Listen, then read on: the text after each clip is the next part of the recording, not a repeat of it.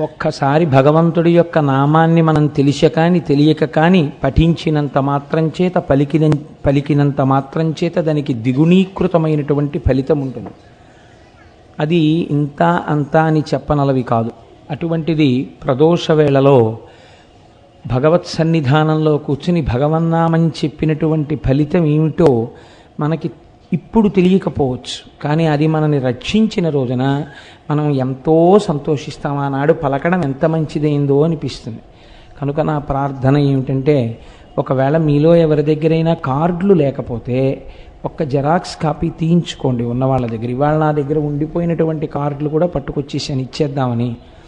కనుక లేని వాళ్ళు చక్కగా ఒక జెరాక్స్ కాపీ తీయించుకొని భగవన్నామం పలికే ప్రయత్నం చేయండి. ఇది నేను ఏదో వేళంబరం కోసమో ఏదో చెప్పించాలనేటటువంటి ప్రయత్నం దేనికోసమో కాదు, భేషజం కోసం కాదు. ఇది మనందరినీ ఉద్ధరించగలిగినది కాబట్టి నేను చెప్పిస్తున్నాను. అందరూ పాలు పంచుకుంటే చక్కగా దాని వలన ఫలితాన్ని పొందగలుగుతారు. నిన్నటి రోజు నేను కేదార క్షేత్రం గురించి ప్రస్తావన చేస్తూ ఒక మాట చెప్పాను. ఆ కేదార క్షేత్ర దర్శనం చేసేటప్పుడు ఒక నియమం ఉన్నది, కానీ సాధారణంగా 95% మంది అటువంటి నియమాన్ని పాటించరు దర్శనం చేసినప్పుడు అని. నేను చిట్ట చివరిలో దాన్ని మళ్ళీ విడిచిపెట్టేశాను. ఎందుకు విడిచిపెట్టేశాను అంటే, వారు అనుకుంటాను నన్ను వచ్చి అడిగారు కూడా ఏమా నియమం అని. దాన్ని విడిచిపెట్టడానికి కారణం ఏంటంటే, నేను చూడలేదు కేదార క్షేత్రం వెళ్ళినప్పుడు ఆ నియమం పాటించినటువంటి వాళ్ళని. దాన్ని చెప్పి అయ్యో మేము చేయలేదండి అలాగా ఏమైనా ఇబ్బంది వచ్చేస్తుందా అని మళ్ళీ అదో కొత్త ప్రశ్నలు అడుగుతారేమో అన్న భయంతో వదిలిపెట్టేశాను. కానీ మళ్ళీ అనిపించింది, పోనీ చెప్తే వచ్చిన దోషం ఏమిటి? దోషాన్ని తొలగించగలిగిన వాడు పరమేశ్వరుడు. నువ్వెవరివి చెప్పకుండా ఆపడానికి? చెబితే ఇక ముందు వెళ్ళేటటువంటి వాళ్ళు అటువంటి భాగ్యాన్ని పొందుతారు. ఒకవేళ వెళ్ళిన వాళ్ళు అలా దర్శనం చెయ్యని వాళ్ళు ఉంటే దానివల్ల దోషం ఏం లేదు. మాకు తెలియదు శంకర, మేము అలా చెయ్యలేదు, మా దోషాన్ని మన్నించు, ఈశ్వరుడు మన్నిస్తాడు. కేదారక్షేత్రం వెళ్ళినటువంటి వాళ్ళు కేదారలింగాన్ని తిన్నగా కంటితో చూడకూడదు, వలయమును పట్టుకుని వెళ్ళాలి. వలయము అంటే చేతికి వేసుకునేటటువంటి కంకణం ఎలా ఉంటుందో అటువంటి ఒక గుండ్రటి వస్తువుని తీసుకెళ్ళాలి. తీసుకెళ్ళి అంతరాలయంలో ప్రవేశించగానే కంటి ముందు ఆ వలయాన్ని పెట్టుకుని అందులోంచి చూడాలి. అలా కానీ చూసినట్టయితే కేదారము చాలా గొప్ప శివలింగము కనుక, దర్శనము చేత మోక్షమీయగలిగిన శక్తి కలిగినటువంటి క్షేత్రం కనుక సమస్త బ్రహ్మాండము నిండినవాడు వీడే అని తెలుసుకోవడానికి ఒక వలయాకారాన్ని పెట్టుకుని కంటికి అడ్డంగా అందులోంచి చూడాలి కేదారలింగాన్ని. చూసి అది మళ్ళీ ఈ చేతికున్న ఏ కంకణమో తీసి చూస్తే దాన్ని అక్కడ పెట్టి రావలసి ఉంటుంది కాబట్టి మళ్ళీ మనసు ఒప్పదు. కనుక ముందే చక్కగా ఒక రాగి కంకణమో ఏదో పట్టుకుని వెడితే, రాగి చాలా ప్రశస్తం కనుక ఆ కంకణంలోంచి దర్శనం చేసి దాన్ని అక్కడ విడిచిపెట్టి రావచ్చు. కాబట్టి ఇక ముందు వెళ్ళేటటువంటి వారు అలా ఒక వలయంలోంచి కేదారలింగాన్ని దర్శనం చేసేటటువంటి ప్రయత్నములు చేసేదరుగాక. కాబట్టి నేను ఏది చెప్పడమా చెప్పకపోవడమా అని సంశయించి వదిలిపెట్టానో దాన్ని పూర్తి చేసేసాను. ఇప్పుడు ఇవాల్టి రోజున మనం ఓంకార క్షేత్రం గురించి 4 మాటలు మీకు విజ్ఞాపన చేసేటటువంటి ప్రయత్నం చేస్తాను. కావేరికా నర్మదయోః పవిత్రే సమాగమే సజ్జనతారణాయ సదైవ మాంధాతృపురేవ తంస ఓంకారమీశం శివమేకమీడే అంటారు. మాంధాతృపురము అనబడేటటువంటి చోట వెలిసినటువంటి వాడు ఓంకారేశ్వరుడు. ఓంకారేశ్వర క్షేత్రం చాలా చిత్రమైనటువంటి క్షేత్రం. అక్కడ 2 శివలింగములు వెలిసాయి, స్వయంభూలింగములు. ఒకటి కాకుండా 2 వెలిసాయి. ఒకటి ప్రణవాకార పరమేశ్వరుడు అంటారు, ఓంకార స్వరూపి అయి ఉంటాడు. రెండవది మనం ఓంకారం అమలేశ్వరం అంటాం. అమలేశ్వరుడు అన్న పేరుతో ఒక శివలింగం వెలిసింది. దీనికి కారణమేమి అంటే, నారద మహర్షి త్రిలోక సంచారి.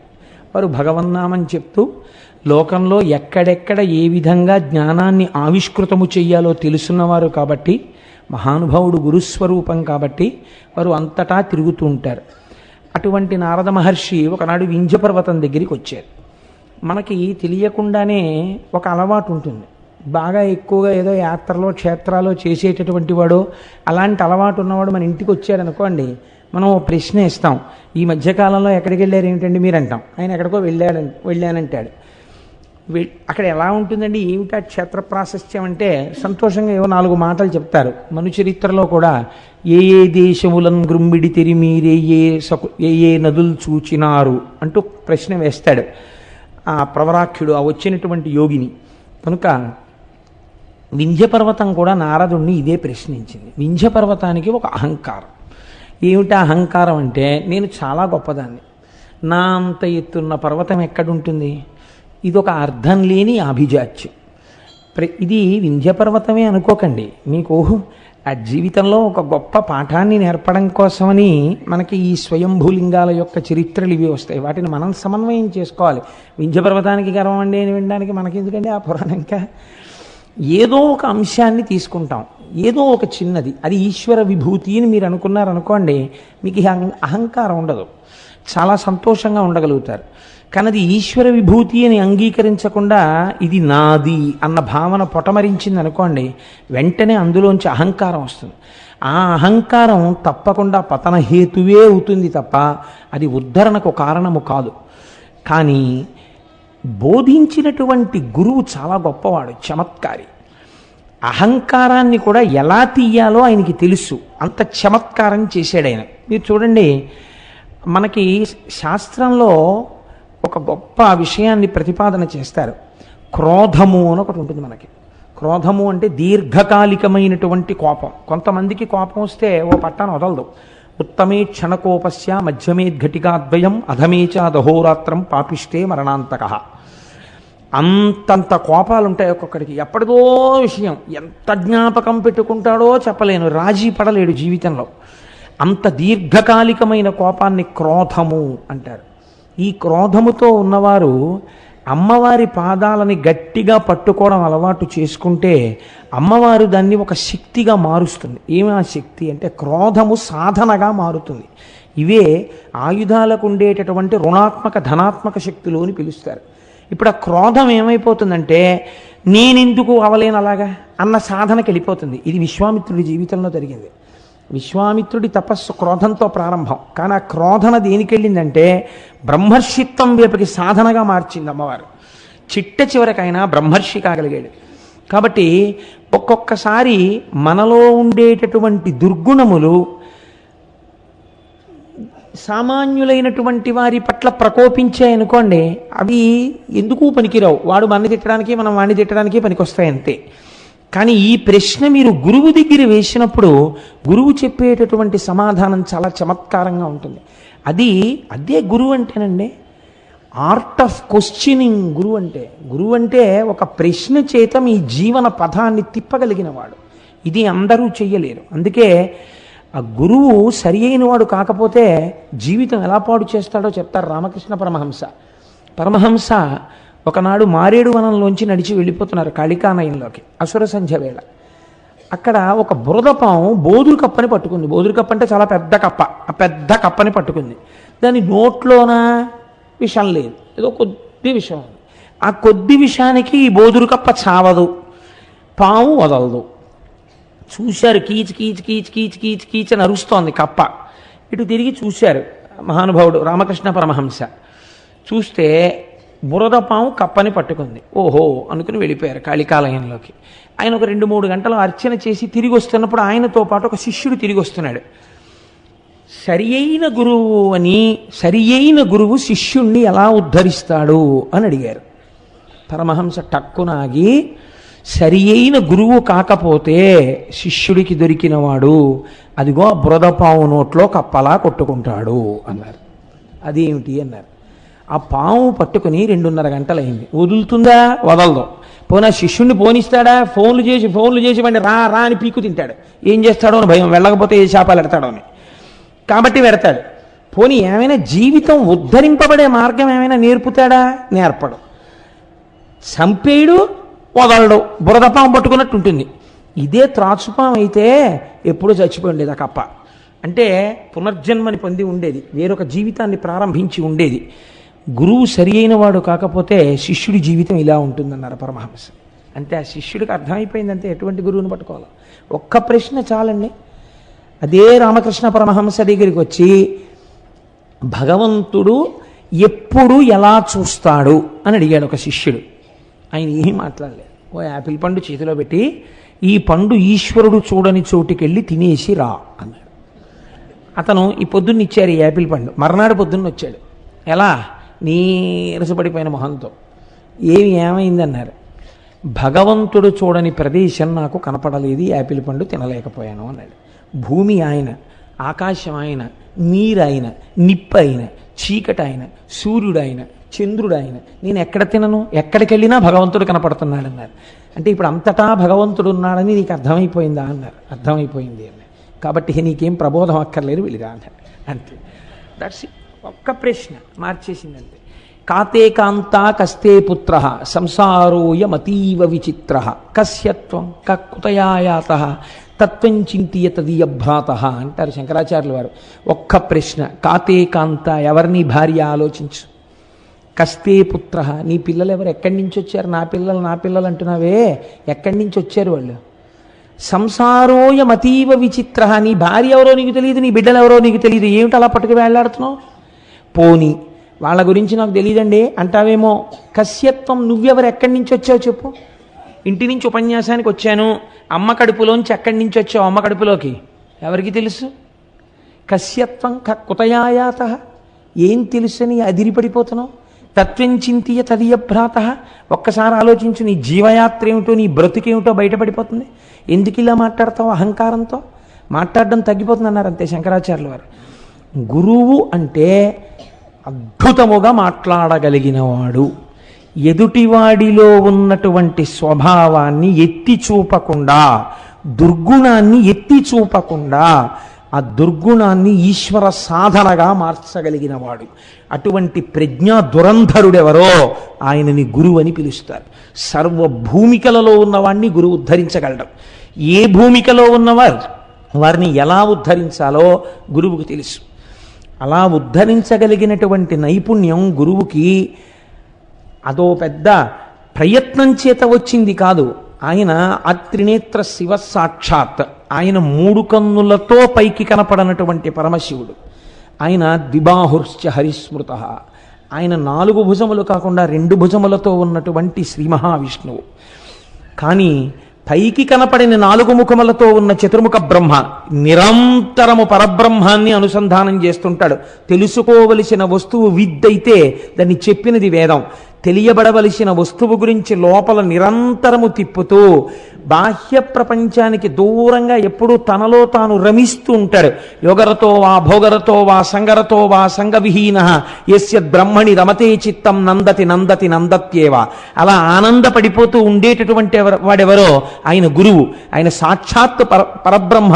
అందుకే గురుర్ బ్రహ్మ, గురుర్ విష్ణు, గురుర్దేవో మహేశ్వర, గురు సాక్షాత్ పరబ్రహ్మ, తస్మై శ్రీ గురవై నమః. ఆ గురువుకి ఏది చేత కాదు. ఆయన దీనికోసం ప్రత్యేకం ఏదో సిలబస్ నేర్చుకోక్కర్లేదు. ఎదుటివాడు మాట్లాడిన ఒక్క మాటకి అంతే. ఒక్క మాట గురువు మాట్లాడా అవతల వాడి జీవన పథమే మార్చగలుగుతాడు. అంత లోకోన్నతుణ్ణి చేసేస్తాడు, అంత సర్వోత్కృష్టుణ్ణి చేస్తాడు.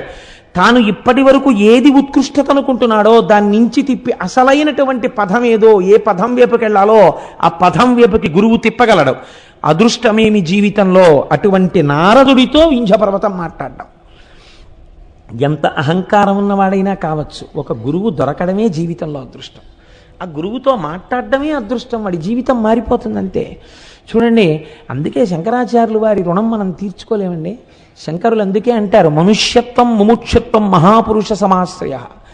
మహాపురుషుడు ఒకడు జీవితంలో తటస్థపడడం, ఆయనతో మాట్లాడగలగడం, ఆయన ఒక ప్రశ్న వేసి జవాబు తెలుసుకోగలగడం, ఆయన పాదసేవనం చెయ్యగలగడం, ఆయన వెనక ఆయన వస్తువుని వహించగలగడం, ఇవన్నీ కూడా జీవితంలో నీకు దొరకాలంటే దొరికే అదృష్టములు కావు. కొన్ని కోట్ల జన్మల తర్వాత నీకు ఆ అదృష్టం లభిస్తోంది.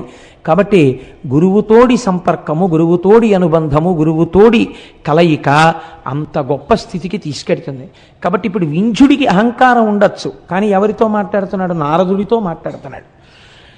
ఆ నారదుడిని చూసి ఒక మాట అన్నాడు. ఎవరితో చెప్తున్నాడు ఈ మాట? బాగా జ్ఞాపకం పెట్టుకోండి. ఇది మనకి జీవితాన్ని నేర్పుతుంది. అందుకే గురువు దగ్గరికి వెళ్ళినప్పుడు తాను మాట్లాడకూడదు. మీరు దీపాన్ని వెలిగించేటప్పుడు ఏం చేస్తారు? ఒక్కసారి అగ్గిపుల్ల గీసి ఒత్తి దగ్గర చూపిస్తారు. ఆ దీపం మీ పూజ అయిపోయేంత వరకు ప్రకాశిస్తుంది. ఒకసారి వెలిగించిన తరువాత మీరు దానికి నమస్కారం చేసేసి పసుపు కుంకం వేసుకుని ఈ దీపము పరంజ్యోతి, ఇది ఈశ్వరుడు అని, నతత్ర సూర్యో భాతి నచంద్రతారకం నేమా విద్యుతో భాతి కుతోయమగ్ని అంటూ పూజ చేస్తారు. ఇంకా మళ్ళీ మళ్ళీ దీపాన్ని కదుపుతూ ఉంటారా పూజలో? కదపరిహ. ఆ దీపం నిధనం అవ్వకుండా చూసుకుంటారంతే. అవసరమైతే మీకు ఒక్క పోసినా పర్వాలేదు, కానీ దీపానికి గాలి తగలకుండా కాపాడుకుంటారు కదండి. గురువు దగ్గర అంతే. గురువు దగ్గర ఎక్కువ మాట్లాడరాదు. గురువు దగ్గర ఎంత ఎక్కువ మాట్లాడితే మీ మీద అంత బలహీనమైన అభిప్రాయం ఏర్పడుతుంది. గురువు దగ్గరికి వెడితే ఎక్కువ వినాలి. నాకు అన్నిటికన్నా భయం జీవితంలో ఏమిటంటే మా గురువుగారి దగ్గరికి వెళ్ళడమే. నేను మా గురువుగారి దగ్గరికి వెడితే ఎక్కువ మాట్లాడతానేమోనని నాకు చాలా భయం. స్కూటర్ ఎక్కే ముందు 1-10 మార్లు నువ్వు గురువుగారి దర్శనానికి వెడుతున్నావు, ఎక్కువ మాట్లాడకు, నీకు అలవాటు అయిపోయింది ఈ ప్రసంగాలు చేయడం. గభాల గురుగారు ఏదో శివ అంటే నువ్వు అక్కడి నుంచి శివాష్టోత్రం అనకు, నువ్వు నోరు మూసుకు కూర్చో, ఆయన మాట్లాడింది నువ్వు వినంతే అని నన్ను నేను 10 మార్లు హెచ్చరిక చేసుకుని గురువుగారి దగ్గరికి వెడతాను. గురువుగారి దగ్గరికి వెళ్ళినప్పుడు దీపం వెలిగించినట్టు ఉండాలి. ఒక్క ప్రశ్న అంతే చాలు. వారికి తెలుసు, వారి దాంట్లోంచి ఇంకా గంగా ప్రవాహం, వారు ఎన్నైనా మాట్లాడతారు. నువ్వు చెయ్యవలసింది ఆ దీపపు వెలుగులో నువ్వు ప్రకాశించు చాలు. నువ్వు వినంతే. నువ్వు వెర్రి ప్రశ్నలు అన్నీ మొదలెట్టకు, అక్కడ కూర్చో అంతే చాలు. వారు నిన్ను నడిపిస్తారు, వారు నిన్ను ఉద్దీపింపచేస్తారు. కనుక ఆ గురువు అంటే మరోలా అనుకోకండి, నేనేదో స్వోత్కర్ష కింద చెప్పుకున్నానని. అది నా యందు ఆ భావన నిలబడాలని మీకు విజ్ఞాపన. పెద్దలు కాబట్టి మీ అందరూ ఆ వీడికి అటువంటి భావన నిలబడుగాక అని ప్రార్థన చేస్తారని మీకు చెప్పాను అంతే. అంతేగాని నేనేదో చాలా గొప్పవాడిని, ఇంత సాధన చేస్తున్నానని స్వోత్కర్షకి చెప్పుకోవడానికి నేను చెప్పిన వాడను కన్నా బలహీనతగా చెప్పానంతే. కాబట్టి నారదుణ్ణి చూసి వింధ్యపర్వతం తన అహంకారాన్ని బయటపెట్టింది. ఏమని చూశారా? ప్రపంచంలో అనేకమైన పర్వతాలు ఉన్నాయి, నా వంటి పర్వతం ఎక్కడుంటుంది? అనేకమైనటువంటి ధాతువులతో ఇంతెత్తున పెరిగి ఆకాశాన్ని చుంబిస్తూ అనేకమైనటువంటి శిఖరములతో అనేకమైన జంతువులకు ఆలవాలమై నా దగ్గర ఎన్నో పర్వతాలు పెరుగుతుండగా, ఎన్నో నదులు ప్రవహిస్తుండగా, ఎందరో కూర్చుని తపస్సులు చేసుకుంటుండగా, ఎన్నో గుహలు ఏర్పడి ఉండగా, పరమ పవిత్రమై ఇంతమందికి ఆవాసమై నేను అలరారుతున్నాను. నా అంత గొప్పవాడు మీరు చూసినంతలో ఇంకొకడెవరైనా కనపడ్డాడా అని అడిగింది. అంటే ఇప్పుడు అసలు నిజానికి వింధ్యుడు ఎవరికి నమస్కారం చేయాలి? చూడగానే నారదుడికి నమస్కారం చేయాలి. ఆయన కన్నా జ్ఞాని ఎవరున్నారు? ఆయనకి నమస్కరించడం కాదు, తన గొప్ప చెప్తోంది. చెప్తే గురువు అంటే ఇది ఎంత మర్యాదగా మాట్లాడాడో చూడండి. ఆయన అన్నాడు, ఓహో చాలా బాగుందో, చాలా గొప్ప మాట చెప్పావు, కానీ నేను నీకొక్క మాట చెప్పనా? అదే కదా నేను అడుగుతున్నది. నా అంత గొప్పవాడు ఉన్నాడా లోకంలో ఎక్కడైనా? చెప్పండి నాలాంటి పర్వతం ఉంటే అని. ఎడుగంగా మౌనివరుడల్లన నవ్వి ధరాధరేంద్ర నీకెనయ్యకు పర్వతంబు కలదే ఒకటి జగమందు ఎందునైనను వినుమా హిరణ్యకరి జ్ఞప్తికి వచ్చే నవగ్రహంబులా ఘనగిరికిన్ ప్రదక్షిణముగా నడుచున్ బలుమటలేటికి. చాలా గొప్ప ప్రశ్న అడిగావయ్యా. ముందే చీనోర్మయ్ ఏటా మాటలు, నేను గొప్పవాడిని అంటాయండి, అలా మాట్లాడకూడదు అన్నారు అనుకోండి. అహంకారంతో ఉన్నాడు, ఎంతకైనా తెగిస్తాడు, చేయరాని దుశ్చేష్టితమును చేసి ఇంకా అధపతనానికి వెళ్ళిపోతాడు. కాబట్టి ఇప్పుడు అలా మాట్లాడకూడదు. ఎంత అందంగా మాట్లాడాడో చూడండి, నవ్వు నవ్వాడు. అని ఎడుగంగ మౌనివరుడల్లన నవ్వి, చక్కగా ఓ చిన్న నవ్వు నవ్వి, ధరాధరేంద్ర ఓ పర్వతమా నిజమేనోయ్ నీకనయ్యగు పర్వతంబు కలదే. అయ్య బాబోయ్ ఎట్లాంటి ప్రశ్న అడిగావు? నీతో సమానమైన పర్వతం ఏదైనా ఉందా అని ఆలోచించినా నేను. నీకన్నా గొప్పదాన్ని వాటి పక్కన పెట్టబోయ్. నీతో సమానమైన పర్వతం ఎక్కడుంటుంది ప్రపంచంలో? ఇలా అంటే అవతలవాడు వినడం మొదలెడతాడు. ముందు అవతలవాడిని వినేటట్టు చెయ్యాలి గురువు, ఇది మొదటి లక్షణం. అంతేకాని అవతలవాడు వినకుండా విముఖుడయ్యేటట్టు చేశాడు అనుకోండి, అసలు వాడు వినడు, తనేం ఉద్ధరిస్తాడు? తను అవతలవాడు వినేటట్టు చెయ్యాలి. కాబట్టి అవతలవాడి యందు ఏ గుణము తాను ప్రస్తావన చేస్తే వింటాడో అది ప్రస్తావన చేసి వినేటట్టు చేశాడు. ఎవరుంటారయా నీతో సమానమైన వాడు? ఒకటి జగమందు ఎందునైనను, అబ్బెబ్బెబ్బే నీతో సమానమైన వాడు ఎక్కడున్నాడయా అన్నట్లో గుర్తొచ్చింది. వినుము ఆ హిరణ్యగరి జ్ఞప్తికి వచ్చే, అప్పుడే జ్ఞాపకం వచ్చినట్టు మాట్లాడుతున్నాడు. నాకు నువ్వు అలా అంటే గుర్తొచ్చింది, మేరు పర్వతం ఉందయ్యోయ్. గొప్పది అన్నాడు. ఎందుకు గొప్పది? ఇప్పుడు నేనే అనుకుని సంతోషంగా ఉన్నాడు. ఆ జ్ఞప్తికి వచ్చే హేమపర్వతం ఒక్కటి కలిగే ఒక బంగారు పర్వతం ఒకటి ఉంది, అదే మేరు పర్వతం. ఏమిటండి దాని గొప్ప అన్నట్టుగా వింటున్నవాడు ఏం చేస్తాడు? ఎందుకండి అని అడగనివ్వడు గురువు. అన్నాడు. భృకుటి ముడి వేశాడంతే వింధ్యపర్వతం. వెయ్యగానే కారణం చెప్తున్నాడు. నీకు లేదని చెప్పడు, వాడికి ఉందని చెప్పాడు. ఏది చెప్పాడు? నీకన్నా ఐశ్వర్యం ఎక్కువ ఉంది, నీకన్నా ఎన్ఎస్సి సర్టిఫికెట్లు ఉన్నాయి, నీకన్నా ఫిక్స్డ్ డిపాజిట్లు ఉన్నాయని చెప్తే గురువు ఏమిటి? వాడికి ఏమున్నాయో తెలుసుకోవడానికి ఆ గురువు గారు. వాడికి ఎంత ఐశ్వర్యం ఉంటే వీడికి ఎందుకు? ఎన్నడూ తనతో సంబంధమున్న వారి ఐశ్వర్యమును గురించిన ఆలోచన గురువుకుండా రాదు. ఆయనకి ఎంత ఉన్నా ఆయన ఇంకా ఉన్నతిలోకి రావాలను ఆశీర్వచనం చెయ్యండి. అవతల వారి ఐశ్వర్యం గురించి నీకెందుకు? నువ్వు గురువు అయితే వాళ్ళ ఆధ్యాత్మిక ఉన్నతి గురించి ఆలోచించు. వాళ్ళని నువ్వు ఎంత బాగా వృద్ధిలోకి తీసుకొద్దామని ఆలోచించు. అంతవరకు ఐశ్వర్య సంబంధం నీకేమిటి మధ్యలో అసలు? కాబట్టి ఇప్పుడు ఆయన అన్నాడు, నీకన్నా ఎందులో గొప్పదో తెలుసా మేరు పర్వతం? నవగ్రహంబులా ఘనగిరికిన్ ప్రదక్షిణమిగా నడుచున్ పలు మాటలేటికిన్. నవగ్రహాలు ఆకాశంలో తిరుగుతున్నప్పుడు ప్రపంచంలో నవగ్రహాలకి అందరూ నమస్కారం చేస్తారు. అవే కదా సుఖ దుఃఖాలు నిర్ణయిస్తాయి. ఆ నవగ్రహాలు మేరు పర్వతం యొక్క శిఖరానికి ప్రదక్షిణంగా తిరుగుతుంటాయి. నవగ్రహముల చేత ప్రదక్షిణం చేయబడుతుంటుంది ఆ మేరు పర్వత శిఖరం. ఎంత గొప్పదయా మేరు పర్వతం అన్నాడు. అనేటప్పటికీ ఈయనకి చాలా బాధేసింది. నిజమే, నాకు ఉన్నాయి ఇంతంత శిఖరాలు. ఏది ఎవరు తిరుగుతున్నారు నా శిఖరాల చుట్టూ? కుక్కలున్నాయి, ముంగిసలున్నాయి, పావులున్నాయి, పెద్ద పులులున్నాయి, సింహాలున్నాయి, నదులున్నాయి, పర్వతాలు, అరణ్యాలున్నాయి. ఏది అట్లాంటి కీర్తి నాకు ఎక్కడుంది? ఇప్పుడు వెంటనే అన్నాడు, ఏం చెయ్యమంటావైతే నన్ను, నేను కూడా అలాంటిదేదో పొందాలి. ఇప్పుడు నవగ్రహాలు ప్రదక్షిణం చేసినప్పుడు మేరు పర్వతం పొందినటువంటి ఉన్నతి ఏది ఉన్నదో అంతటి ఉన్నతి కన్నా గొప్ప ఉన్నతిని తాను పొందాలి. అది ఏ ఉన్నతి? ఏం చేస్తే అంతకన్నా గొప్పదవుతుంది? అతనికి ఒకటి తెలిస్తే కదా అది అడగడానికి. ఇప్పుడు ఇంకా ఏమిటి? ఇంక తన ఇంట్లో ఐశ్వర్యం ఏమిటి? ఎన్ని అరణ్యాలు ఉన్నాయి, ఎన్ని మృగాలు ఉన్నాయి, ఇవి కాదు. ఓం నమ శివాయ అంటూ ఆ శివపంచాక్షరి మహామంత్రం షడక్షరి చేస్తూ కూర్చున్నాడు. అలా కొన్ని సంవత్సరాలు అయిపోయింది, వేల సంవత్సరాలు అయిపోయింది. ఆయనలోంచి బయలుదేరిపోతోంది తపోధూమం. దేవతలు చూశారు. అమ్మ బాబోయ్, ఏమి వింజుడి తపస్సు! మహాదేవా, అతని తపస్సు సామాన్యంగా లేదు, మీరు వెళ్ళి ప్రత్యక్షం అవ్వండి అన్నారు. శంకరుడు సాకారమును పొంది, అంతటా ఉన్నటువంటి నిర్గుణమైన పరబ్రహ్మము సాకారమును పొంది ఎదురుగుండా వచ్చి ప్రత్యక్షమయ్యాడు. చేతితో స్పృశించాడు. బహిర్ముఖుడయ్యాడు వింజుడు.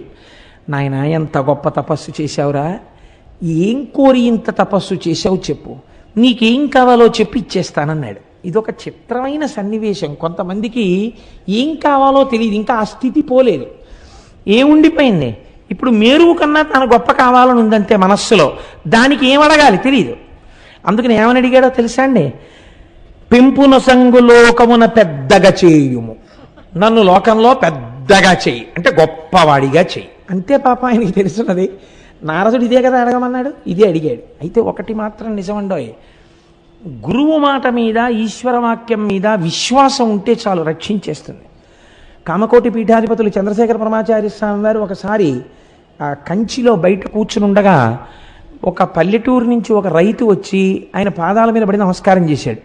ఏందైనా అన్నారు. నా పిల్ల పెళ్లి కుదిరింది, నాకు మొట్టమొదటి నుంచి రోజు మిమ్మల్ని ఆరాధించడమే నాకు తెలుసు. అందుకని నా పిల్ల పెళ్లి కుదిరితే వాళ్ళు కట్నం అడిగారు. కట్నానికి, పిల్ల బంగారానికి, బట్టలకి అన్నింటికీ కలిపి ఓ 25 కాసులు బంగారం కావాలి. ఆ బంగారం మీరు ఇప్పిస్తే వెళ్ళి పిల్ల పెళ్లి చేసుకుంటాను. అక్కడ ఒప్పుకుని వచ్చాను, మీరు ఉన్నారు కదా అని, బంగారం ఇప్పించండి వెళ్ళిపోతానన్నాడు. పరమాచార్య స్వామి అంత అమాయకులు ఇంకా చూశారు. నిజమే, ఆయన పూనికి అటువంటిది. ఆయన అన్నారు, నేను సన్యాసిని, నువ్వు నన్ను ఇలా అడగకూడదు, నేను ఇవ్వకూడదు, కానీ నువ్వు నా యందు పూనికతో అడిగావు ఒక గురువుగా, కాబట్టి నేను ఒక మాట చెప్తాను. ఈ మాట కామాక్షి అమ్మవారిని అడుగు, వెళ్ళి అడిగి ఏమంటుందో కనుక్కుని నా దగ్గరికి రా చూద్దామన్నారు. అలాగే అడుగుతాను, మీరు ఏం చేయమంటే అది చేస్తాను, ఇవ్వడం మీ పూచి, ఎక్కడికి వెళ్ళమంటే అక్కడికి వెళ్తాను. కామాక్షి అమ్మవారి గుడికి వెళ్ళి గురువు మాట మీద ఇది యథార్థంగా జరిగిన సంఘటన అండి. కామాక్షి అమ్మవారి గుడికి వెళ్ళి అమ్మవారి ముందు నుంచి ఇదే అడిగాడు. పిల్ల పెళ్లి కుదిరింది, పరమాచార్యుల వారిని నమ్ముకున్నాను, ఎప్పుడూ ఆయనకు నమస్కారం పెట్టి పొలానికి పోతుంటాను. వాళ్ళు 25 కాసులు అడిగారు, పరమాచార్యుల వారు ఉండగా నాకేమిటని ఒప్పుకున్నాను. నిన్ను నమ్ముకునంట లేదు, పరమాచార్యుల వారిని నమ్ముకుని. 25 కాసుల బంగారం ఉంటే పెళ్ళి అయిపోతుంది. ఆయన దగ్గరికి వెళ్ళాను, నీ దగ్గరికి వెళ్ళి చెప్పి రమ్మన్నారు, నీకు చెప్తున్నాను, నీకు చెప్పాను, గురువుగారి దగ్గరికి వెడతాను, ఆయన డబ్బు ఇచ్చేట్టు చూడు. వెళ్ళిపోయాడు. ఇప్పుడు మళ్ళీ వచ్చాడు. వచ్చేటప్పటికి పరమాచార్య స్వామి మళ్ళీ అక్కడే కూర్చుని ఉన్నారు. ఈయన వచ్చాడు. వచ్చేటప్పటికి ఎక్కడి నుంచో జమీందారు గారు వచ్చారు. అయ్యా, ఎప్పటి నుంచో పరమాచార్య నాదొక్క కోరిక, మీరు దేనికి విచ్చించండి, నాకు అనవసరం, మీకు ఒక్క 25 బంగారు కాసులు సమర్పించుకోవాలనుంది, వచ్చానని సంచిలోంచి తీసి 25 బంగారు కాసులు పోశాడు. ఇట్నుంచా పల్లెటూరు ఆయన వచ్చాడు. మీరు వెళ్ళమన్నారు, అమ్మకి చెప్పాను, వచ్చాను, మీరు ఇస్తేనే బయలుదేరుతాను, పెళ్లి పనులు ఉన్నాయన్నారు. పరమాచార్య ఓ నవ్వు నవ్వి ఊపటి తీసుకెళ్తాను.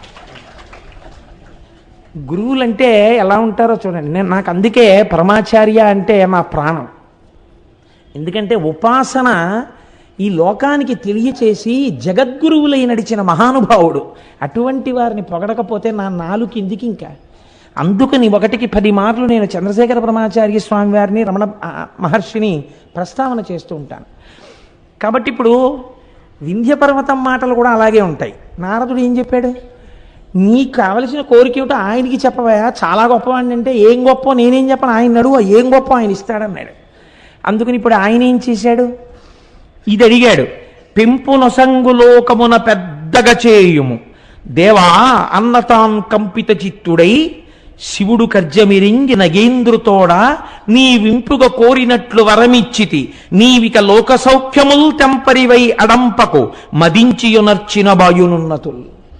నువ్వింకా అహంకారంతో ప్రవర్తించకు, నువ్వెప్పుడు కూడా నా అంతటి వాణ్ణి నేను అని అనకు. నీకు ఏమి చెయ్యాలో నాకు అర్థమైంది, నీకే ఉపకారం చెయ్యాలో నాకు అర్థమైంది. నీకు మనస్సులో ఏమిటి గొప్పతనం అంటే శివుడి భావన.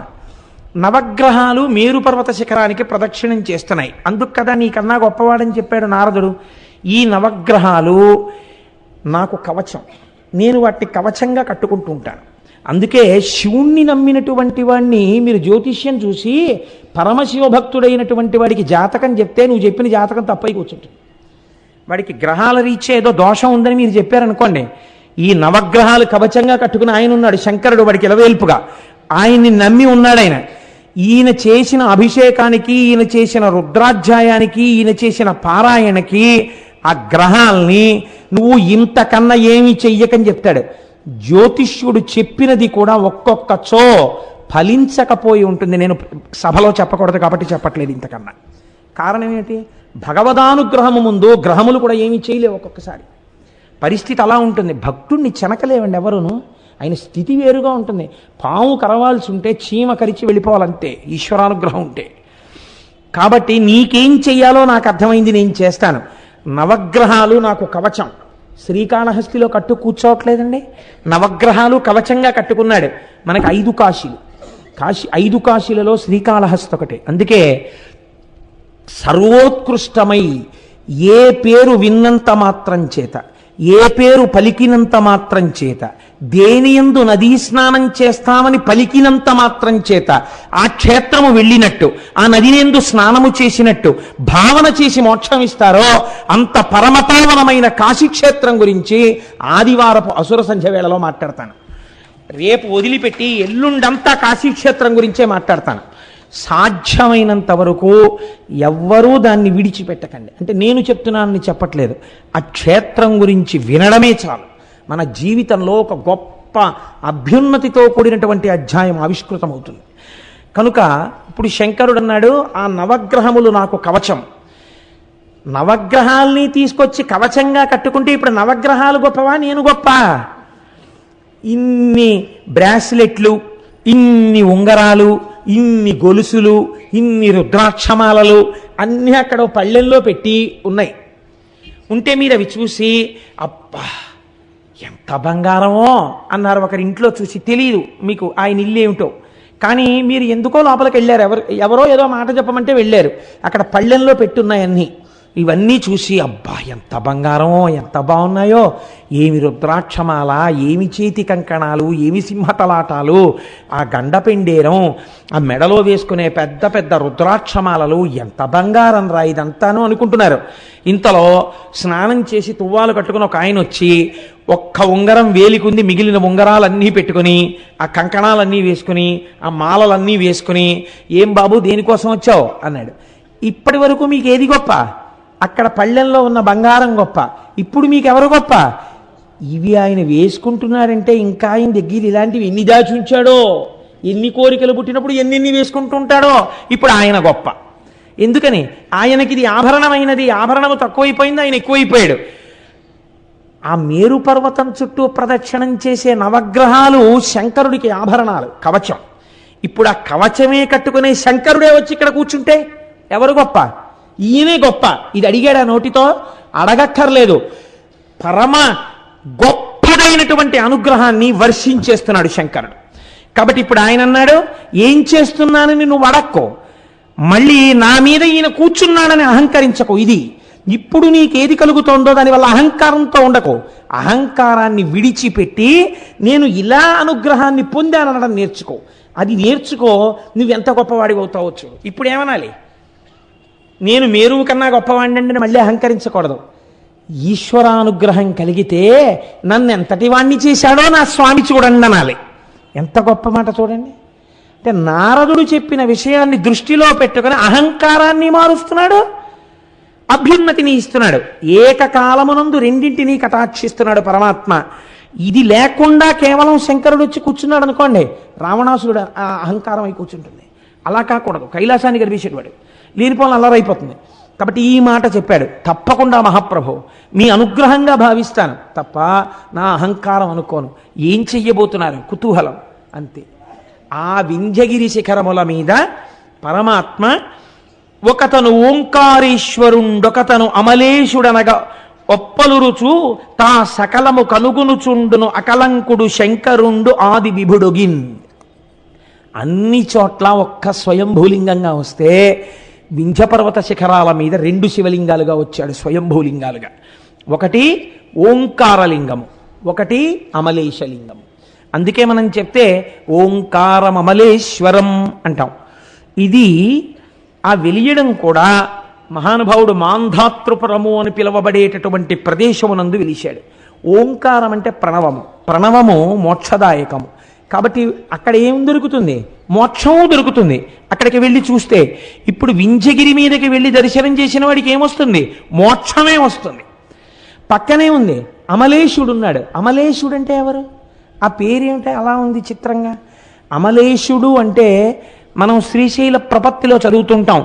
అమలం కమలోద్భవగీత గుణం సమదం సమదా సురనాశకరం రమణీయ రుచిం కమనీయ తనుం నమ సాంబ శివం నతపాపహరం శివం శంకరం బంధురం సుందరేశం నటేశం గణేశం గిరీశం మహేశం దినేశేందునేత్రం సుగాత్రం మృడానీపతిం శ్రీగిరీశం హృదా భావయామి అని. సాంబ సదాశివుడు, స అంబ అమ్మతో కూడుకున్నటువంటి సదాశివుడిగా సాకార రూపుడై స్వామి అమలేశుడిగా వెలిశాడు. అమలేశుడు అంటే మలము లేనివాడు, ఏ మలము లేనివాడు. మలము అంటే దూష్యమైన పదార్థము. మన అందరి యందు 3 రకములైనటువంటి మలములు ఉంటాయి. నాకు లేదండి అంటే వీల్లేదు. మీరు స్నానం చేసినా ఈ 3 మలములు మీకు వదలవు. ఏమా 3 మలములు అంటే, మొట్టమొదటి దాన్ని ఆణవమలము అంటారు. ఆణవమలము అంటే భవతి, నేనున్నాను అని ఈ శరీరాన్ని చూపించాలంటే దీంట్లో పంచభూతముల యొక్క సంయోగము జరగాలి. ప్రకృతిలోంచి పృథివిలోంచి కొంత మట్టి తీసి ఇందులో పెడతారు. కాబట్టి ఇందులో మట్టి లేదని మీరు అనలేరు. ఎంత స్నానం చేసినా ఇలా అంటే మట్టి వస్తుంది. కాబట్టి ఇందులో మట్టి ఉంది, ఇందులో కొంత నీరుంది. బ్రహ్మాండంలో ఉన్న నీళ్లే మీరు తాగుతారు. కాబట్టి ఇది పిండాండంలోకి నీళ్లు ఉంటాయి. రక్తం తిరుగుతుంది కదండి, లోపల జల సంబంధం ఉంటుంది. నీరు లేకపోతే చచ్చిపోతాడు మనిషి.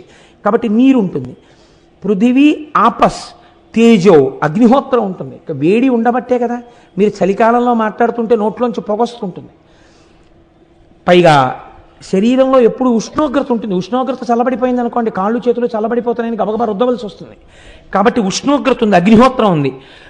వాయు, సరే గాలి లోపలికి ఎడుతోంది, బయటికి వస్తోంది, వాయువు ఉంది. ఆకాశము. శరీరంలో ఒక్కొక్క భాగమునందు ఎంతెంత ఖాళీ ఉండాలో అంతంత ఖాళీ ఉండి తీరాలి. ఆ ఖాళీ ఉండకుండా అక్కడ కొవ్వు అడ్డుగా వచ్చిందనుకోండి, అంతే, బైపాస్ చేయవలసి ఉంటుంది ఆ కొవ్వుని కరిగించడానికి. మూత్రపిండంలోకి వెళ్ళి ఒక రాయి ఏర్పడింది అనుకోండి, బ్లాస్ట్ చేయాల్సి ఉంటుంది. అంటే ఆకాశం ఖాళీ ఎంత ఉండాలో ఖాళీ అంతా ఉండాలి. ఇప్పుడు ఏమున్నాయి ఇందులో? ఆణవమలం ఉంది. అంటే బయట ఉన్న పంచభూతముల యొక్క సంయోగమే ఇక్కడ ఉంది. ఇందులో పృథివీ ఆపస్తేజో వాయురాకాశాలు ఉన్నాయి. ఇందులోంచి నాకు పృథివీ అంటే ఇష్టం ఉండదండి, తీసేస్తానన్నారు అనుకోండి, శరీరం ఉండదు. ఇందులో అగ్నిహోత్రం తీసేస్తానన్నారు అనుకోండి, శరీరం ఉండదు. నీరు తీసేస్తానన్నారనుకోండి, శరీరం ఉండదు. గాలి తీసేస్తానన్నారనుకోండి, శరీరం ఉండదు. ఆకాశము తీసేస్తానన్నారనుకోండి, శరీరం ఉండదు. ఈ 5 ఉండాలి. ఏ పాళ్లలో ఉండాలని ఈశ్వరుడు చెప్పాడో అలా ఉండాలి. మీ చిత్తం ఉండదు. ఉండవలసినంత ఆకాశము ఉండకుండా పృథివీ ఇంత పెరిగిందనుకోండి, 70 స్కానింగులు చేయాలి. కాబట్టి ఈశ్వరానుగ్రహం ఉందనుకోండి, ఇందులో పంచభూతాలు ఎంతంత ఉండాలో అంతంతా ఉంటాయి, అంతే. కాబట్టి ఇప్పుడు ఏమైంది? ఆణవమలము 5 అణువుల యొక్క సంయోగము, పంచభూతముల యొక్క సంయోగము చేత ఈ శరీరం ఏర్పడింది. ఈశ్వరుడి శరీరం అలా పంచభూతాలతో ఏర్పడలా. ఆయనే కంచిలో పృథివీలింగం, జంబుకేశ్వరంలో జలలింగం, అరుణాచలంలో అగ్నిలింగం, చిదంబరంలో ఆకాశలింగం, శ్రీకాళహస్తిలో వాయులింగం. పంచభూతములు ఆయనలోంచి వచ్చే ఆయన పంచభూతములై ఉన్నాడు. సరికదా, పంచభూతాతీతుడై ఉన్నాడు ఆయన. ఆయన శరీరం మన శరీరంలో ఉండదు. పోతన గారు అంటారు భాగవతంలో, అగ్ని ముఖంబు పరాపరాత్మకమాత్మ కాలంబు గతి రత్నగర్భ పదము శ్వసనంబు నీ యూర్పు రసన జలేషుండు దిశలు కర్ణంబులు దివము నాభి సూర్యుండు కన్నులు శుక్లంబు శలిలంబు జఠరంబు జలధులు చదలు శరము సర్వౌషధులు రోమచయము శల్యంబు లద్రులు మానసమృతకరుండు చందములు ధాతువులు ధర్మసమితి హృదయము ఆస్యపంచకముపనిషద ఆహ్వయంబు అయిన నీరూపు శివాత్మకై స్వయం జ్యోతి అయి వెలుగు వాజ్యమగుచు అంటారు. శంకరుడి యొక్క శరీరం మనలా పంచభూతాలతో ఏర్పడినటువంటి శరీరం అయి ఉండదు. కాబట్టి ఆణవమలమాయన యందు లేదు. అమలం 1. 2 కార్మిక మలము అని మన యందు ఒక మలం ఉంటుంది. ఏమిటో తెలుసండి? ఆ మలం నా అంతటి వాణ్ణి నేననుకుని, చూసేవాడు లేడనుకుని తప్పు పనులు చేస్తూ ఉండడం. నేను చేస్తున్నానని, ఇక్కడ సుఖాన్ని అనుభవిస్తున్నాననుకుని పాపం చేయడం. పాపము వలన వచ్చినటువంటి ఫలితాన్ని బిడ్డలు తీసేసుకుంటారు. ఐశ్వర్యం ఉందనుకోండి, బిడ్డలు తీసేసుకుంటారు. అది ఎలా వచ్చింది వాళ్ళకి అనవసరం. నువ్వు ఎలా సంపాదించడం వల్ల అది వచ్చిందో వాళ్ళకి సంబంధం లేకపోయినా ఆ పాపము యొక్క ఫలితాన్ని మాత్రం మూట కట్టి నీ భుజానికి వేస్తారు. ఇది పట్టుకుని నువ్వే వెళ్ళాలి, నువ్వే అనుభవించాలి. పాపమైనా పుణ్యమైనా మనమే అనుభవించాలి. ఇప్పుడు ఏమైంది?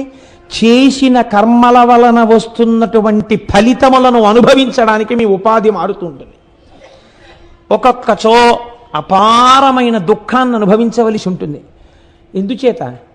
ఇక్కడ చేశాడు ఎన్నో తప్పు పనులు. మీకు అంతవరకు ఎందుకండి, నేను ఒక మాట చెప్తాను, మీరేమనుకోకండి. శాస్త్రంలో ఒక మాట వాడతారు. ఏం మాట వాడతారో తెలుసా అండి? అన్నింటికన్నా అత్యంత బాధ్యతాయుతమైన పదవిగా గుర్తింపబడింది ఏదో తెలుసా అండి లోకంలో? న్యాయాధికారి. న్యాయం చెప్పేటప్పుడు ఎంత జాగ్రత్తగా ఉండాలంటే, 1కి 1000 మార్లు ఆలోచించి నేరమునకు తగిన శిక్ష వేయకపోతే కొంచెం ఎక్కువైనా కొంచెం తక్కువైనా వాడి ఇంట జిల్లేడు మొలుస్తుందని శాస్త్రం. జిల్లేడు మొలవడం అంటే ఏమిటో తెలుసా అండి? ఇల్లు శిథిలం అయిపోతే ఆ ఇంట్లో ఎవ్వరూ మనుష్యులు ఉండడం మానేస్తే జిల్లేడు మొలుస్తుంది. నీ ఇంట జిల్లేడు మొలవా అంటారు. నీ ఇంట జిల్లేడు మొలవా అంటే నీ ఇల్లు శిథిలమైపోవుగాక, అది ఇంకా మనుష్యులకు వాసయోగ్యం కాకుండా పోతుంది.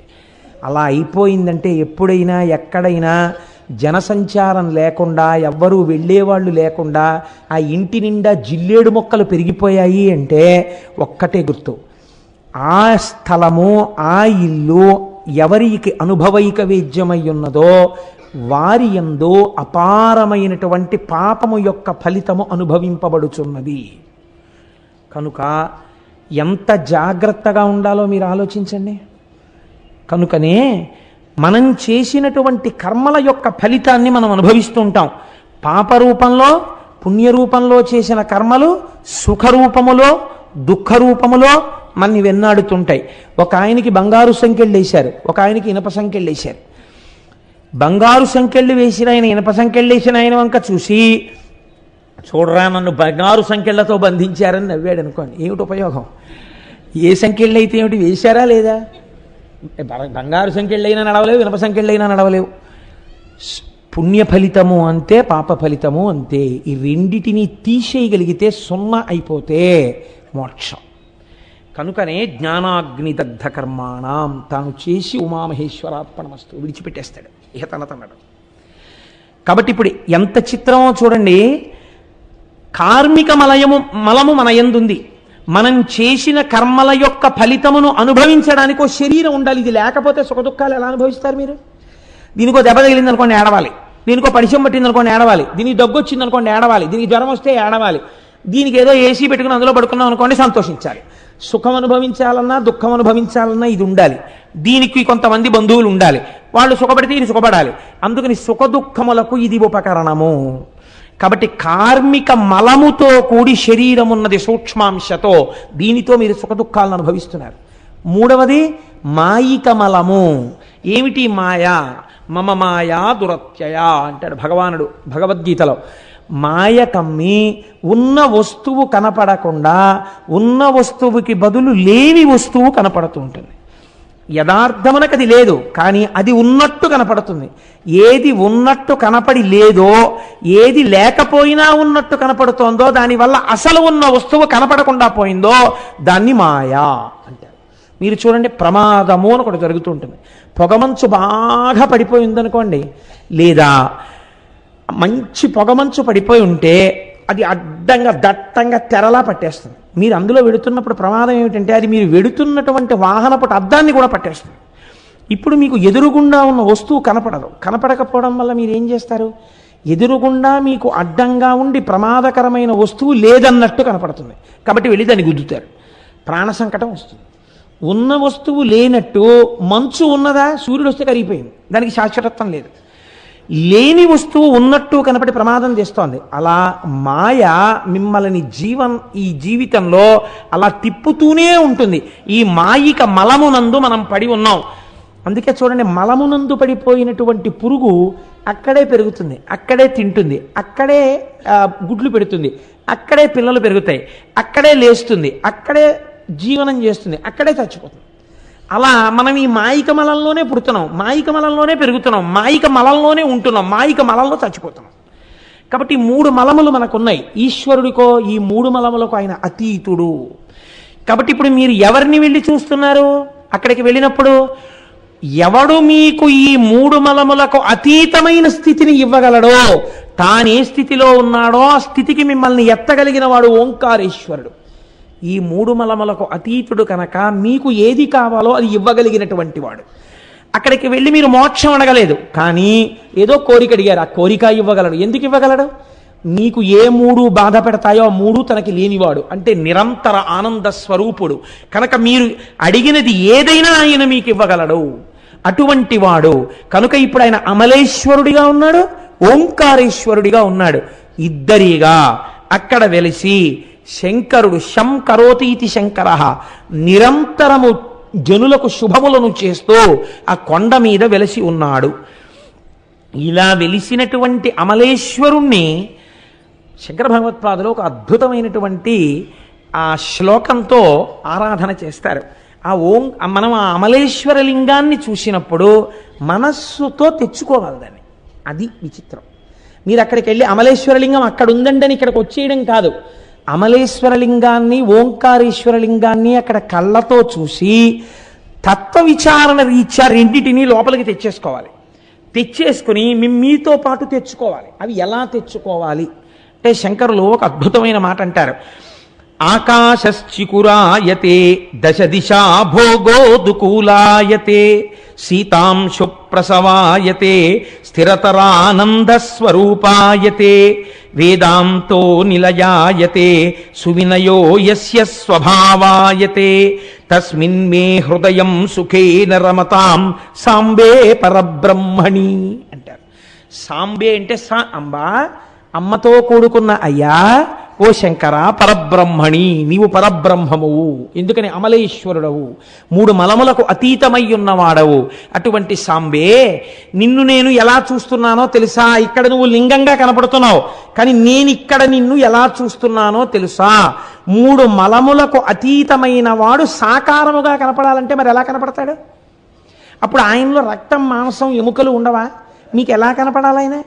ఇక్కడ చూడ్డానికి మళ్ళీ ఆయనకు కూడా చర్మం ఉన్నట్టు, ఆయనకు కూడా రక్తం ఉన్నట్టు, ఆయనకు కూడా మాంసం ఉన్నట్టు చూస్తే మరి మలాతీతుడు ఎలా అయ్యాడు? ఆయన అమలేశ్వరుడు ఎలా అయ్యాడు? ఎలా చూసి ఇంటికి తెచ్చుకోవాలో శంకరాచార్యులు వారు చెప్తున్నారు. ఒక గురువు వల్ల కదా వచ్చింది ఆ స్వరూపం. వేరొక గురువు మీకు తెచ్చుకోవడం నేర్పాలి, మిమ్మల్ని వింధ్యపర్వతం చెయ్యాలి. కాబట్టి శంకరులు ఎంత అందంగా చెప్తున్నారో చూడండి. ఆకాశశ్చికురాయతే, ఈశ్వర నీవు నా ఇంటికి వచ్చినప్పుడు, నాతో వచ్చేసినప్పుడు ఎక్కడున్నావో తెలుసా? నీవు ఆకాశ స్వరూపుడవై ఉన్నావు. నాలో ఆకాశం ఉంది కదండి, నాలో కూడా జాగా ఉందిగా, అంతటా ఉందిగా ఆకాశం. కాబట్టి అంతటా ప్రకాశిస్తున్నటువంటి ఆకాశ స్వరూపుడమైనటువంటి వాడా ఇప్పుడు చర్మం ఉందా, మాంసం ఉందా? ఆకాశ స్వరూపంతో ఉన్నాడు, అంతటా ఉన్నాడు, ఇక్కడ ఉన్నాడు. దశ దిశా భోగోదుకూలాయతే. బాగుందండి, మీరు చెప్పింది బాగుంది, కానీ మరి అలా అంత పెద్ద ఆకాశ స్వరూపుడైతే మరి మేము ఎలాగండి? ఆయనకో బట్ట కట్టుకుని రావాలి కదా మా ఇంటికి. నా వెనకాల బట్టలు కట్టుకోని వాడిని తీసుకొస్తే, ఇక్కడ బట్టలు కట్టుకోని వాడిగా కూర్చోపెట్టుకుంటే మళ్ళీ నాకు ఆయన్ని చూసినప్పుడు ఏ కాలభైరవ దర్శనంలాగా ఉంటుంది కదా. ఎలా అంటే శంకరాచార్యులు వారు అన్నారు, దశ దిశా భోగోదుకూలాయతే. వస్త్రం లేకపోవడం ఏమిటి? ఆయనకి వస్త్రం నువ్వివ్వలేవనంతే. ఆయనకి పెట్టగలిగిన వస్త్రం నేయగలిగినటువంటి సాలెవాడు ప్రపంచమునందు లేడు. ఆయనకి సహజంగా ఒక వస్త్రం ఉంది. ఏమిటో తెలుసా వస్త్రం? దిక్ అంబరుడు, దిగంబరుడు.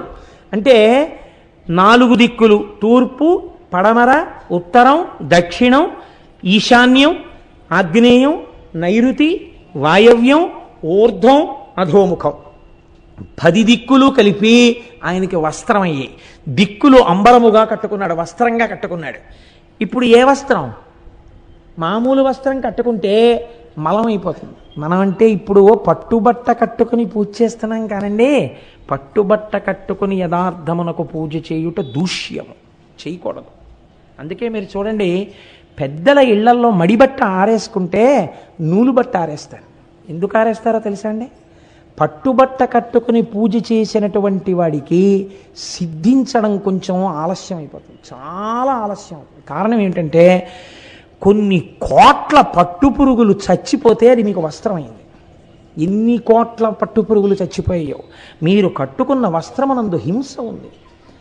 పట్టుపురుగులోంచి దారం కావాలనుకోండి, తన ఒంటి చుట్టూ చుట్టేసుకుని దారం పడుకుంటుంది పట్టుపురుగు. ఇప్పుడు ఆ పట్టుపురుగుని చచ్చిపోకుండా తీసేయాలంటే బ్లేడ్ పెట్టి దారం కోసేయాలి. కోసేస్తే ఇంకా దారాలు పనికిరావు. కాబట్టి ఏం చేస్తారంటే ఈ పట్టుపురుగులన్నీ పట్టుకెళ్ళి మరుగునీళ్లలో పడేస్తారు. పడేస్తే ఉడికిపోతాయి ఆ కాయలు. ఉడికిపోతే పట్టుపురుగులన్నీ చచ్చిపోతాయి. చచ్చిపోయిన తర్వాత రాట్నం మీద పెట్టి దారాన్ని ఇటువైపు కట్టి ఉడుకుతారు. ఉడికితే దారం అంతా ఇటు వచ్చేస్తుంది. ఈ పట్టుపురుగులన్నీ కాయలన్నీ తీసి అవతల పారేస్తారు. వీటిని కాకులు కుక్కలు తినేస్తాయి.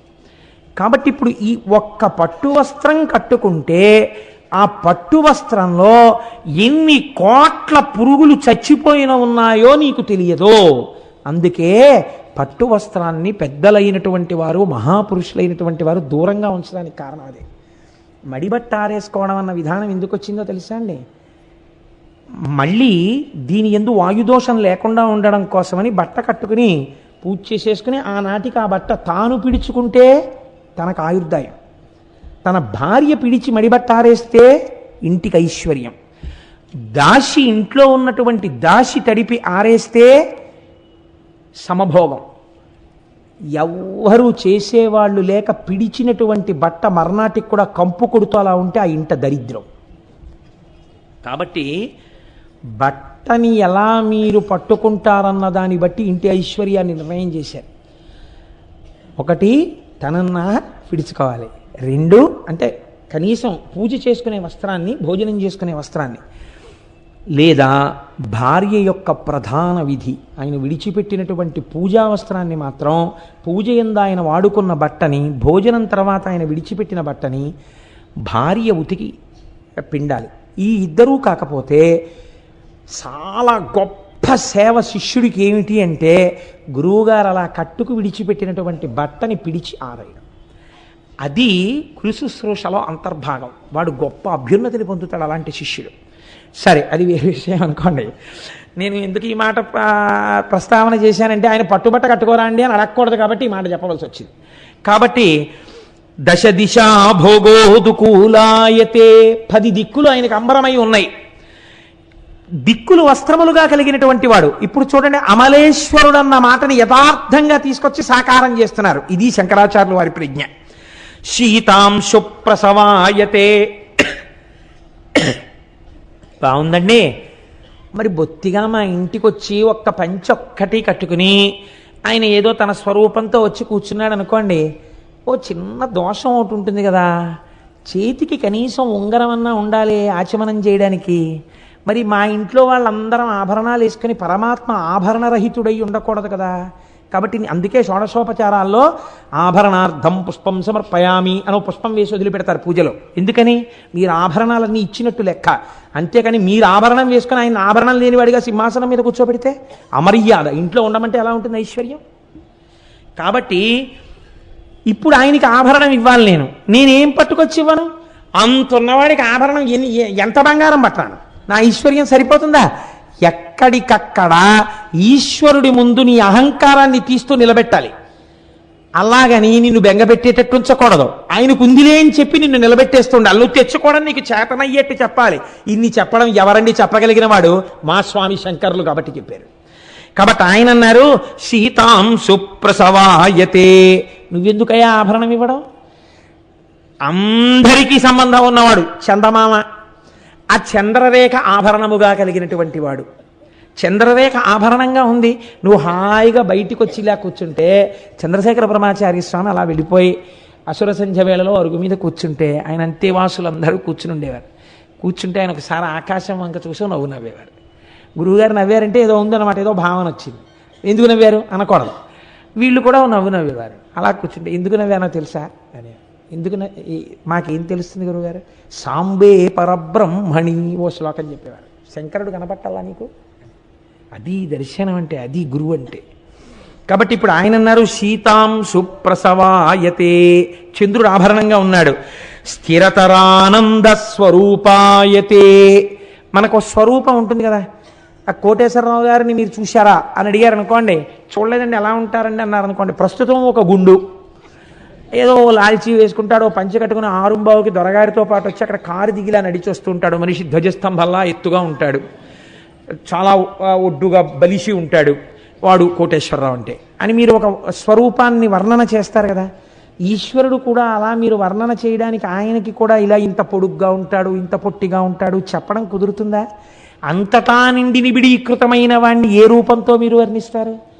శంకరాచార్యులు వారి ప్రజ్ఞ చూడండి. ఆయన అన్నారు స్థిరతరానంద స్వరూపాయతే. నీకెప్పుడో ఒక్కసారి మెరుపు మెరిసినట్టు ఇంత ఆనందం వస్తుంటుంది, అంతే వెంటనే దుఃఖం వచ్చేస్తుంటుంది ఏదో ఒకటి, లేకపోతే నా అంతవాణి నేను అంటుంటావు. అలా కాదు, ఎప్పుడూ ఆనందమే రాశీభూతమై ఉంటాడు శంకరుడు.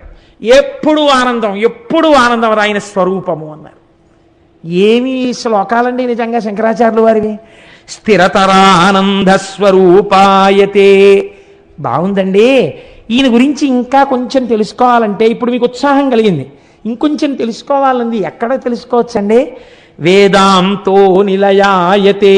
వేదముల యొక్క చివరి భాగములైనటువంటి ఉపనిషత్తుల యందు చెప్పబడుతుంటాడు. అది చదువుకో, నీకు బాగా తెలుస్తుంది ఆయన గురించినటువంటి జ్ఞానం. కాబట్టి వేదాంతో నిలయాయతే.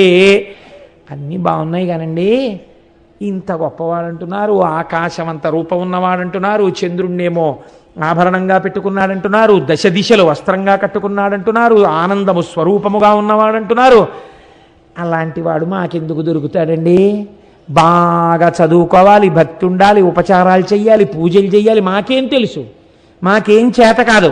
కాబట్టి ఈయన మాకేం దొరకడు, మేము బయలుదేరుతున్నాం అని ఉత్తరీయం దులిపేయకండి అని శంకరాచార్యులు వారు అంటున్నారు. ఎవరికి దొరుకుతాడో తెలుసా ఆయన? సువినయో యస్య స్వభావాయతే. పరమాత్మ నీవెంత గొప్పవాడవయ్యా అని ఒక్క మాట అని ఇలాను వెంటనే వచ్చి ఇక్కడ కూర్చుంటాడు. వినయంతో నీకు ఇలా అనడం వచ్చా? ఇప్పుడు శంకరాచార్యుల వారు నమస్కరించు అనలేదు. నారదుడు వింజుడికి ఎలా చెప్పాడో అలాగే మనకి చెప్తున్నారు. ఎంత అందమైన శ్లోకమో చూడండి. సువినయో యస్య స్వభావాయతే. నువ్వు వినయంగా ఉంటే నీకు లొంగుతాడు. వినయం అంటే ఏమిటండి? ఏదో ఒక గురువుని చూడగానే వినయంతో ఉండాలనుకున్నారనుకోండి, ఎలా వినయం ప్రకటిస్తారు మీరు? వారిని చూడగానే ఓ నమస్కారం చేస్తారు, అంతే కదండి. వినయం అంటే నమస్కారము చేత ఆవిష్కృతం అవుతుంది. ఆ నమస్కారం ఎవరికి పడితే వారికి, ఎలా పడితే అలా చేయడాన్ని శాస్త్రం నిషేధించింది. ఎక్కడ పడితే అక్కడ, ఎప్పుడు పడితే ఎప్పుడు, ఎలా పడితే అలా నమస్కారం చేయకూడదు. ఇంట్లో తల్లిదండ్రులకి ఒక్కటే నమస్కారం చేయాలి. తల్లిదండ్రులకు నమస్కారము చేసినప్పుడు కోరిక కోరరాదు. బాగా గుర్తుపెట్టుకోండి. చాలామంది దీన్ని అధిగమిస్తారు. నమస్కారం చేయడమే పోయిందనుకోండి ఈ రోజుల్లో. తల్లిదండ్రులకి నమస్కారం చేస్తే మీరు నోరు విప్పి ఏది అడగకూడదు. మీరు పరీక్షకి వెళ్తూ తల్లిదండ్రులకి నమస్కారం చేశారనుకోండి, విజయీభవ అన్నం తెలియదా? తల్లిదండ్రులకి తెలుసు. ఒక్కసారే నమస్కారం చేయాలి. 10 మార్లు తల్లిదండ్రులకు నమస్కరించరాదు. ఒక రోజులో ఒక్కసారి తల్లిదండ్రులకి నమస్కారం, అప్పుడు కోరిక కోరరాదు. 2, ఈశ్వరాలయంలోకి వెళ్ళారనుకోండి, 4 మార్లు నమస్కారం చేయాలి. ఒక్కసారి నమస్కారం చేసి దేవాలయాన్ని విడిచిపెట్టరాదు. ఒకసారి నమస్కారం నిలబడి చెయ్యాలి. లోపలికి వెడుతూ ముందు మానసికమైన నమస్కారం ఒకటి. ఏ శివాలయానికో వెళ్ళారనుకోండి, వెంటనే మీరు వృషస్య వృషణం స్పృష్ట్వా శృంగమధ్యే శివాలయం దృష్ట్వా క్షణం నరోయాతి కైలాసే శివసన్నిధిం అని కుడి చేత్తో అవయవాన్ని పట్టుకుని ఎడం చేత్తో బొటనవేలు చూపుడు వేలు శృంగముల మీద వేసి దాని మధ్యలోంచి చూడాలి, కవచం పెట్టి ఉండకపోతే. చూసి ఉత్తర క్షణం చూస్తున్నప్పుడే మనస్సుతో నమస్కారం చేయాలి. నిలబడి ఒక నమస్కారం. ఆలయంలో దర్శనం అయిన తర్వాత బయటకు వచ్చి కూర్చుని అద్దంలో ఎలా కనపడుతుందో ప్రతిబింబం, అలా ఇక్కడ చూస్తూ ఒక నమస్కారం. 4 నమస్కారములు చెయ్యాలి. ఈశ్వరాలయమునందు కోరిక చెప్పవచ్చు. అస్తమానం కోరికల కోసం వెళ్ళకూడదు. మీకు ఏదైనా ఆపద వచ్చిందనుకోండి, మీరు చక్కగా మీరు ఎవరైనా దానికి సమర్థులైన వారికి ఎలా చెప్తారో అలా ముందు ఈశ్వరుడికి చెప్పాలి. ఈశ్వర, నాకు ఈ ఆపద వచ్చింది, నిన్ను నమ్మి ఉన్నవాణ్ణి, ఈ ఆపద తీర్చుకోవడానికి నేను ఫలానా వారి దగ్గరికి వెడుతున్నాను. వారి యందు నీవు ప్రకాశించి నన్ను వారు చూడగానే నా యందు వాత్సల్యము పెళ్ళుబుకి నా కష్టమును తీర్చేటటువంటి మనస్సు వారి యందు ప్రకాశింపచెయ్యి అని మీరు నమస్కరించి, మీరు ఎవరి దగ్గరికి వెళ్ళారో వాళ్ళల్లో కూడా ఈశ్వరుడే కూర్చునున్నాడని మాట్లాడాలి. అప్పుడు మీకు ఆ ప్రకాశము దొరుకుతుంది. కాబట్టి దేవాలయమునందు 4 నమస్కారాలు, దేవాలయమునందు 4 సార్లు 5 సార్లు నమస్కరించవచ్చు కూడా. కానీ సన్యాసి కనపడితే మాత్రం 4 సార్లు నమస్కరించాలి. ఒక్క నమస్కారం చేసి కూర్చోవద్దని చెప్పారు. ఎందుకు 4 సార్లు నమస్కరించాలి? వారికి నమస్కరించేటప్పుడు ఓం నారాయణాయ నారాయణాయ నమో నారాయణాయ అని నమస్కరించాలి. 4 ఎందుకంటే వారు జాగ్రత్త స్వప్న సుషుప్తి అన్న 3 అవస్థలను దాటి తురీయమునందు ఉంటారు. 4వ అవస్థలో ఉన్నవారు కాబట్టి వారు 4 నమస్కారములు చేయాలి. చేసిన తరువాత సన్యాసిని ఎన్నడూ కోరరాదు. సన్యాసిని ఎప్పుడూ కోరకూడదు. నేను అబద్ధం చెప్తున్నాను అనుకుంటున్నారేమో, ఇది ఒకనాడు పరమాచార్య స్వామి చెప్పిన మాట. వారు తురీయమునందున్నారు. వారికి తల మీద సాలగ్రామం పెట్టి అభిషేకం చేసి సన్యాసం ఇచ్చారు. వారు దేని కొరకు? మోక్షమును పొందడానికి అంతే. అందుకే వారు నమస్కారం చేస్తే నారాయణ నారాయణ నారాయణ అంటారు. ఎందుకని? మోక్షమిచ్చే జనార్దనం. వారు అన్నిటినీ నారాయణ స్మరణతో అనుసంధానం చేస్తారు. నారాయణ నారాయణ నారాయణ. కాబట్టి ఇప్పుడు వారి దగ్గరికి వెళ్ళి కోర్కెలు కోరకూడదు. 4వ అవస్థలో ఉన్న మహానుభావుడిని ఒక్క నమస్కారం చేయాలి, చేసి కూర్చోవాలి. కాబట్టి ఎక్కడ ఎలా ఉండాలో అలా నమస్కారం చెయ్యాలి. అందుకే మనకి తెలుగునాట ఒక అలవాటు ఉంది. మీరు చూడండి, దండం పెట్టాడండి అంటారు. దండం పెట్టాడండి అంటే దండము అంటే కర్ర పెట్టాడు. అక్కడ ఏమైనా దండం పెట్టడం ఏమిటండి అంటే, ఒక కర్రని మీరు అలా పెట్టి ఎవరో పిలిచారని ఇలా అన్నారు అనుకోండి, అది టక్కన పడిపోతుంది. దండం పెట్టడం అంటే ఏమిటో తెలుసా అండి? భగవంతుని మ్రోల, తల్లిదండ్రుల మోల, గురువు మ్రోల, పెద్దల మ్రోల అలా పడాలి. నీకు సాష్టాంగ నమస్కారం తెలియక్కర్లేదు, ఒక కర్ర పడిపోయినట్టు పడిపోవాలి వాళ్ళ ముందు. అలా పడిపోతే ఉత్తర క్షణాభ్యున్నతి.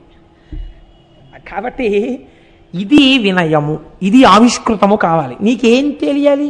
నీకేం తెలియక్కర్లా, అలా పడగలవా? పోని నేల మీద ఒక్కసారి పడిపోగలవా? ఒక్కసారి ఇలా తల వంచగలవా? ఇలా అనగలవా?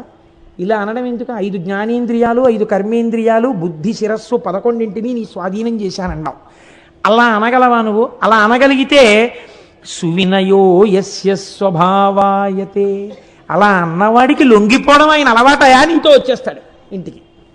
అంతటి అమలేశ్వరుడు నీ వెంటబడి వస్తాడు, నీ ఇంట్లో కూర్చుంటాడు, నీ గుండెల్లో కూర్చుంటాడు, నీ సంగతి ఆయన చూసుకుంటాడు. నీకెందుకు భయం?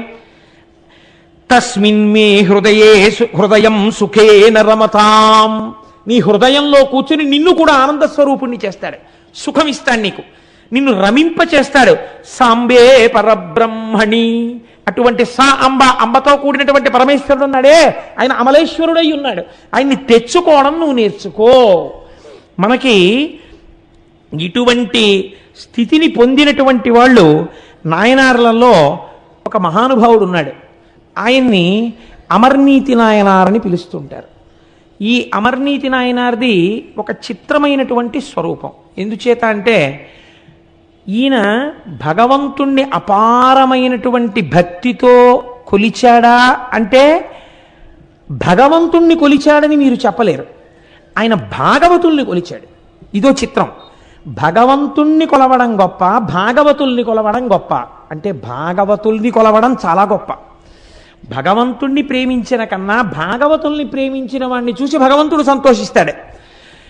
నాకు ఉపకారం చేయడం కన్నా నా కొడుకు పరుసు ఎవరో కొట్టేసినప్పుడు అదేంటి స్టేషన్లో టికెట్ కొనుక్కోవడం ఎలా అని చెప్పి దిక్కులు చూస్తున్న నా కొడుకుని గుర్తుపట్టి, నువ్వు కోటేశ్వరరావు అబ్బాయి కదా, ఏం బాబు ఇలా నించున్నా అంటే, ఎవరో పరుసు కొట్టేశారండి, ఆ పండక్కి ఇంటికి వెడదాం అనుకున్నాను, టికెట్ కొనుక్కోవడానికి డబ్బులు లేవు, ఎలాగా అని నిలబడిపోయాను, ఇక్కడ నాకు ఎవరు తెలియరంటే, పర్వాలేదులే నాయన నేను ఇస్తాను డబ్బులు, కొనుక్కో, మీ నాన్నగారు నాకు పరిచయం అయ్యా అని చెప్పేసి ఒక టికెట్ కొని ఇచ్చారనుకోండి. మా అబ్బాయి వచ్చి, నాన్నగారండి నిన్న నా పరుసు కొట్టేస్తే ఫలానా వారండి ఆయన నాకు టికెట్ కొనిస్తే వచ్చానన్నారు అనుకోండి, నా జీవితాంతం మీరు నాకు జ్ఞాపకం ఉంటారు. అంటే ఒక ఉదాహరణ చెప్పా, మా అబ్బాయికి అలా పరుసు పోవాలి, మీరు టికెట్ కొనాలని నా ఉద్దేశం కాదు, లేకపోతే ఉపకారం చెయ్యమని నా ఉద్దేశం కాదు. కానీ తన వారికి చేసిన ఉపకారం తనకి బాగా జ్ఞాపకం ఉంటుంది. అందుకని ఈయన ఏం చేసేవాడంటే ఒక గొప్ప సత్రం కట్టాడు. భాగవతులందరూ కూడా అక్కడికి వచ్చి భోజనం చేసేవారు. చక్కటి భోజనం పెట్టేవాడు, వాళ్ళకి రోజు వస్త్రదానం చేసేవాడు. ఈ భాగవతులందరూ భగవంతుడిని నమ్మినవారు కాబట్టి ఇవి నేను ఇవ్వడం వల్ల ఈశ్వరుడు ప్రీతి చెందుతున్నాడనేవాడు, అందుకు ఇస్తున్నాననేవాడు. పొంగిపోతుండేవాడు, పరమ సంతోషపడిపోతుండేవాడు. ఇలా చేస్తుండగా కొన్నాళ్ళకి శంకరుడు చూశాడు, నీ గొప్పతనాన్ని లోకంలో ప్రకాశింప చెయ్యాలరా, నేను ఇలా విడిచిపెట్టేస్తానా అన్నాడు. ఇదే వినయంతో ఒక్కసారి భగవంతుడు ముందు నిలబడితే ఎలా హృదయంలో దూరి రక్షిస్తాడో చూపించడం అమర్నీతి నాయనారి యొక్క జీవితం. ఒకనాడు శంకరుడు బ్రహ్మచారి రూపంలో వచ్చాడు. ఓ గోచి ఒకటి పెట్టుకుని ఆ దర్భలు చేత్తో పట్టుకున్నాడు, ఓ గొడుగేసుకున్నాడు, వామనమూర్తి వచ్చినట్టు వచ్చాడు. వస్తే ఈయన గబగబా ఎదురెళ్ళాడు. ఓయ్ రుద్రాక్షమాలలు వేసుకుని విభూతి పెట్టుకుని ఎంత అందంగా ఉన్నాయో, ఓయ్ పిల్లడా చాలా సంతోషం, ఇవాళ నువ్వు మా యొక్క సత్రంలో ఉండి కొద్దిగా భోజనం చేసి హాయిగా ఉండి వెళ్ళాలి నాయన అన్నాడు. తప్పకుండా మీ సత్రంలో ఉంటాను, తప్పకుండా మీరు పెట్టిన భోజనం చేసి పెడతాను, కానీ ఒక్కసారి నదికి వెళ్ళి స్నానం చేసి వస్తాను. నాకు ఉన్నవే 2 గోచీలు, ఒంటి మీద ఒకటి ఉంటుంది, ఒకటి దండానికి కట్టి ఉంటుంది. ఈ దండానికి కట్టినటువంటి గోచి ఆరలేదు, వచ్చిన బాధ ఇంకా తడిగా ఉంది, నీకు ఇస్తాను, దీన్ని ఆరేయి. ఎలా ఆరేయాలో తెలుసా? బాగా ఎండగా ఉన్న చోట ఆరేయి. నేనేం చేస్తానంటే అలా వెళ్ళి స్నానం చేసి ఇలా వస్తాను, నువ్వు నాకు ఆ పొడిగోచి ఈ తడిగోచి విప్పేసి పొడిగోచి పెట్టుకుని భోజనం చేస్తానన్నాడు. ఆయన అన్నాడు, అదెంత పని, తప్పకుండా. అంటే ఆయన అన్నాడు, ఇదేదో ఒట్టి గోచి అనుకోకు, మహామహిమాన్వితమైన గోచి, కాబట్టి దీన్ని చాలా జాగ్రత్తగా ఉంచాలి సుమా. తప్పకుండానండి, అలాగే ఉంచుతానన్నాడు. ఇప్పుడు దాన్ని పాపం ఈ అమర్నీతి నాయనారు జాగ్రత్తగా పట్టుకెళ్ళి మామూలు బట్టల్లో కలిసిపోయి అందరూ ఆరేసుకున్న బట్టల్లో దీన్ని ఆరేస్తే ఎవడో పట్టుకుపోతాడేమో అని చెప్పి కాటేజెస్లో చూడండి, గోడల మీద అందరూ బట్టలు ఆరేసుకుంటే తీసుకెళ్ళిపోవాలి కాదు, పాపం పక్క రూమ్లో వాళ్ళు ఆ రూమ్ ఖాళీ చేసేసే ముందు చూసే గోడ మీద మన బట్టలు ఉన్నాయి పట్టుకొచ్చి అంటే పక్క వాళ్ళు ఆ తువ్వాలు కూడా మడతట్టి పట్టుకుపోతుంటారు. అలా ఎవడ పట్టుకుపోతాడో, ఇదేదో చాలా పవిత్రమైన గోచి, శక్తి కలిగిన గోచి అన్నాడు ఆయన. ఎందుకు వచ్చిందని చెప్పి ఈయనే గోచి ఆరేసి అక్కడ కూర్చున్నాడు. ఆడగానే మడతెట్టి దాన్ని తీసుకెళ్లి అందరికీ వితరణ చేసే వస్త్రాలతో కలిసిపోకుండా భద్రంగా వేరే అట్టే పెట్టి బీరువాలో పెట్టి కూర్చున్నాడు.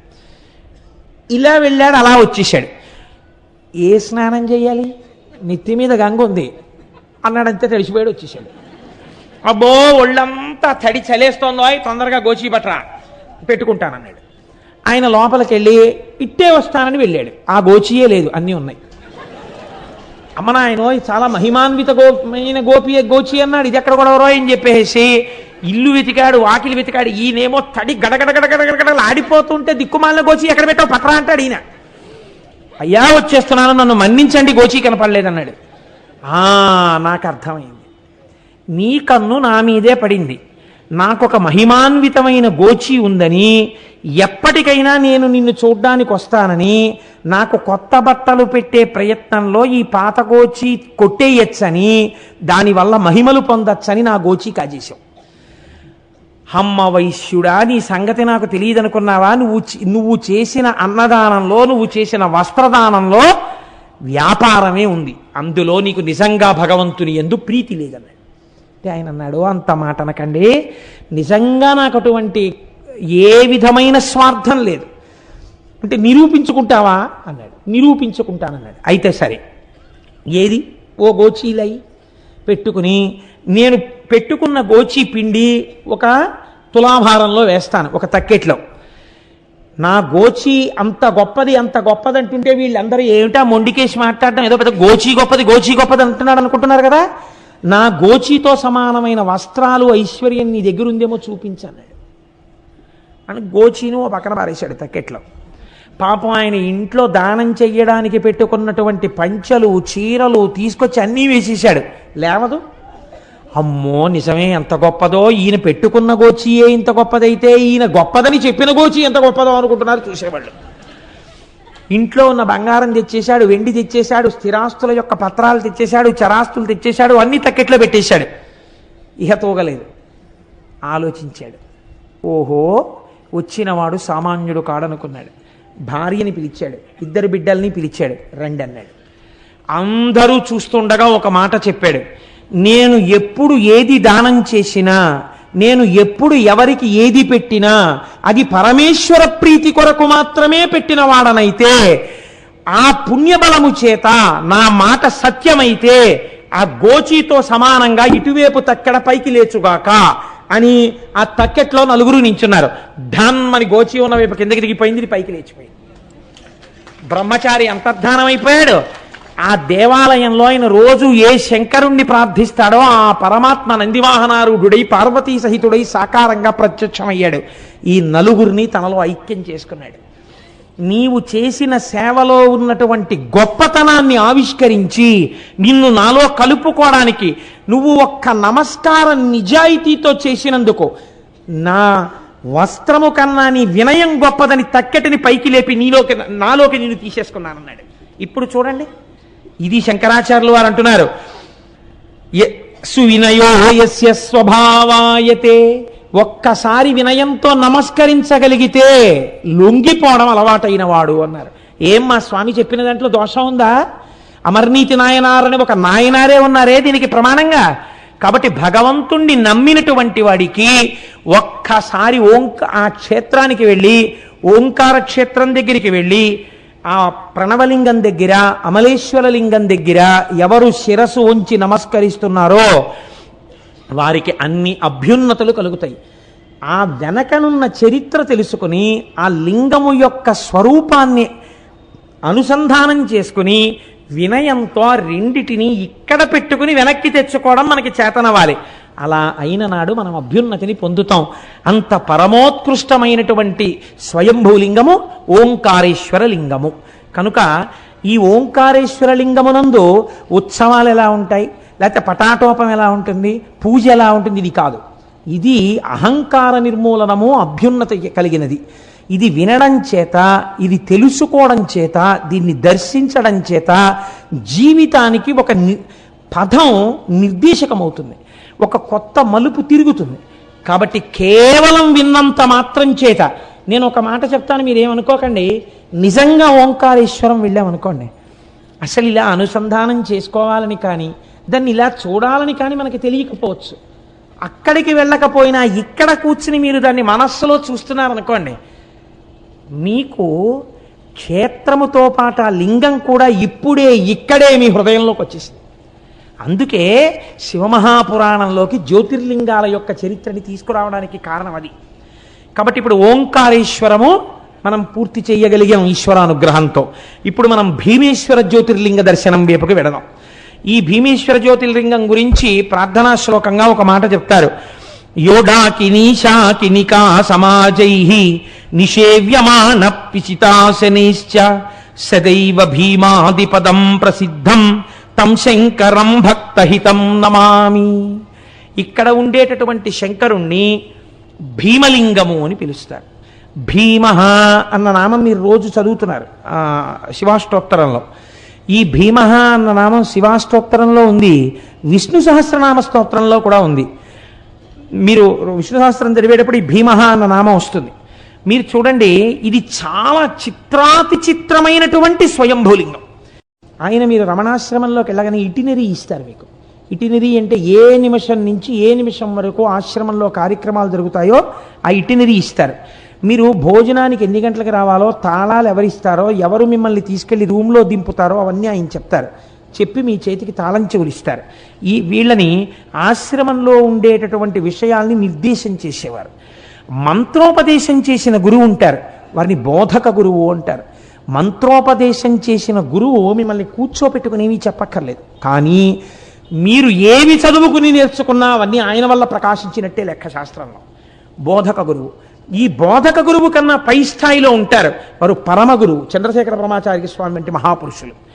ఇప్పుడు ఒక వ్యక్తి, ఒక శిష్యుడు చిన్నప్పుడు పాఠం చెప్పినటువంటి గురువుగారు కనపడగానే ఆయన దగ్గర దండల్లా పడతాడు. ఇప్పుడు ఇద్దరూ కలిసి నడుస్తున్నారు అనుకోండి, వీళ్ళిద్దరికీ ఆశ్రమంలో విషయాలు చెప్పినటువంటి గురువు కనపడ్డాడు అనుకోండి, ఆయన దగ్గర వీళ్ళిద్దరూ దండల్లా పడిపోతారు, ఇద్దరూ పడిపోతారు దండల్లాగా. ఇప్పుడు వీళ్ళ ముగ్గురు నిలబడి ఉన్నారనుకోండి, ఈయనకి మంత్రోపదేశం చేసిన గురువు వచ్చారనుకోండి, వీళ్ళ ముగ్గురు ఆయన ముందు పడిపోతారు దండల్లా. ఇప్పుడు వీళ్ళ నలుగురు నిలబడి ఉన్నారనుకోండి, పరమగురు వస్తున్నారనుకోండి, వీళ్ళ నలుగురు ఆయన ముందు పడిపోతారు. ఇలా పరమగురువు మాత్రం అలాగే నిలబడి ఉంటాడు. మహిమోన్నతమైనటువంటి స్థాయిలో పరమగురువులు ఉంటారు. కనుక గురువుల యొక్క మెట్లు ఏ స్థాయిలో ఉంటాయో మనకి ఇక్కడ ఉండేటటువంటి చిత్రం కూడా అలాగే ఉంటుంది. ఇక్కడ ఉండేటటువంటి చిత్రము అంటే ఒక విషయాన్ని మీరు అర్థం చేసుకోవాలి.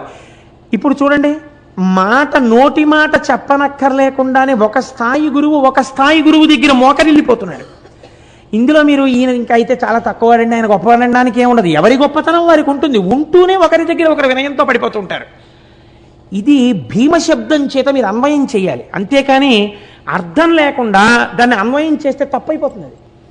ఇప్పుడు మీరు చూడండి, ఉదాహరణకి అగ్నిహోత్రుడు పనికిమాలిన వాడని మీరు చెప్పకూడదు. అగ్నిహోత్రుడు చాలా గొప్పవాడు. ఒక ఆఫీసర్ గారు ఉన్నారనుకోండి, ఒక డిస్ట్రిక్ట్ లెవెల్ ఆఫీసర్ గారు ఉన్నారు.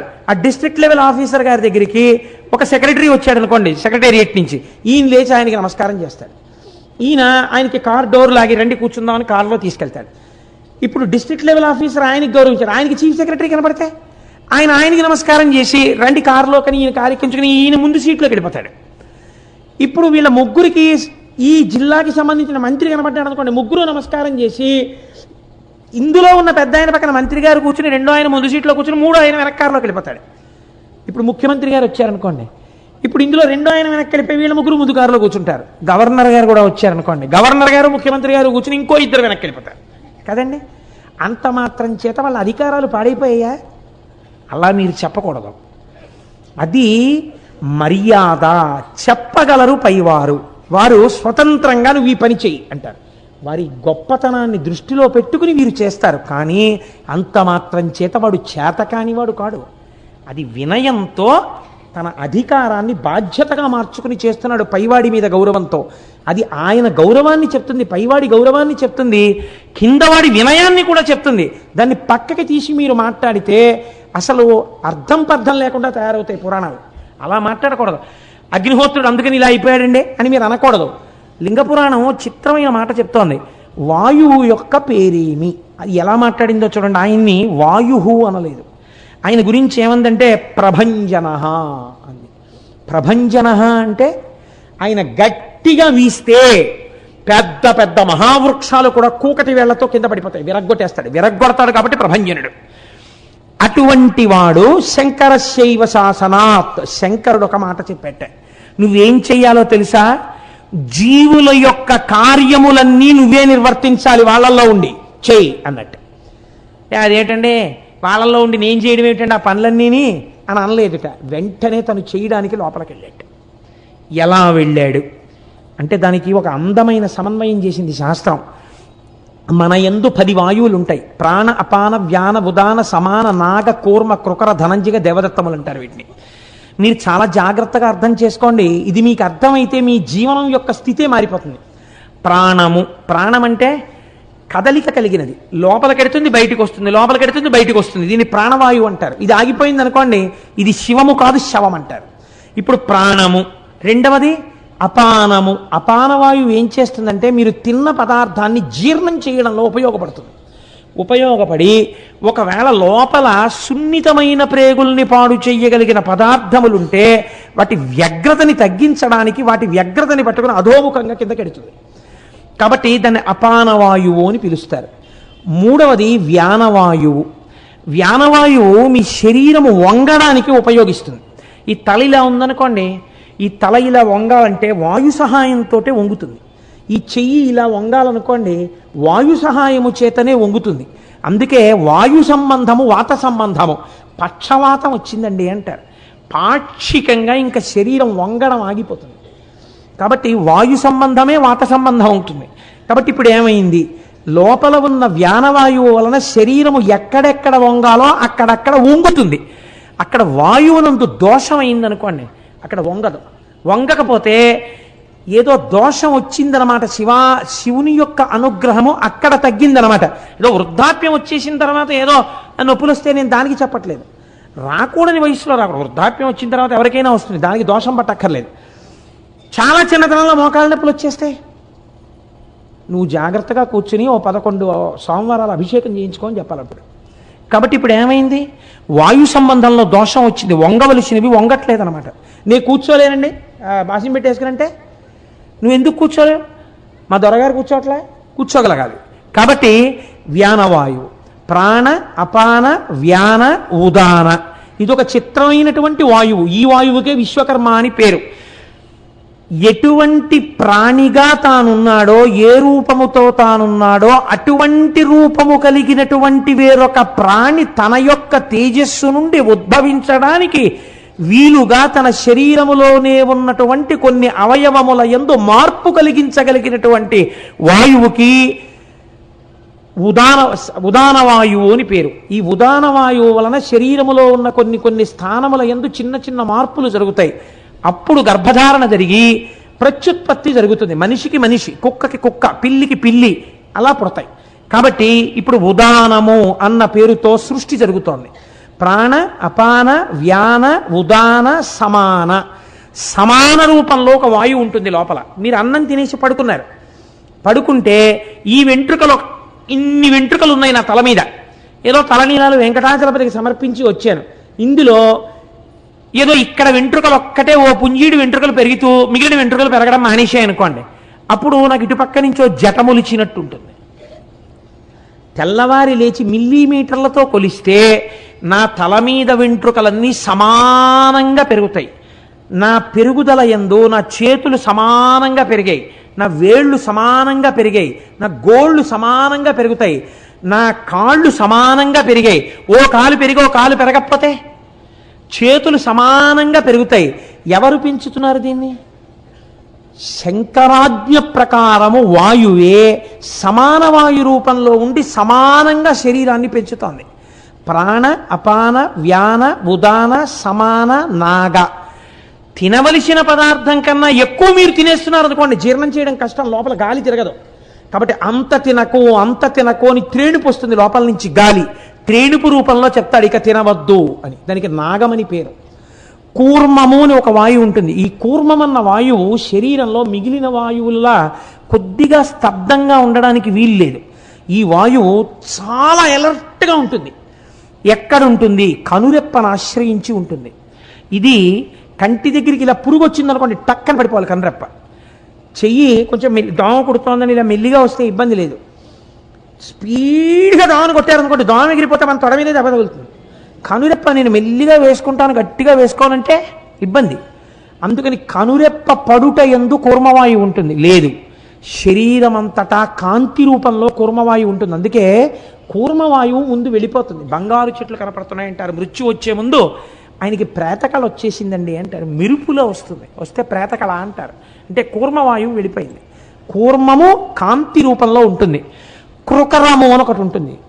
తినవలసిన వేళకి తినకపోతే అబ్బాయి నువ్వు తిను తిను తిను అనే ఆకలి రూపంలో మంట పుట్టిస్తుంది ఒక వాయువు, దాన్ని కృకర వాయువు అంటారు.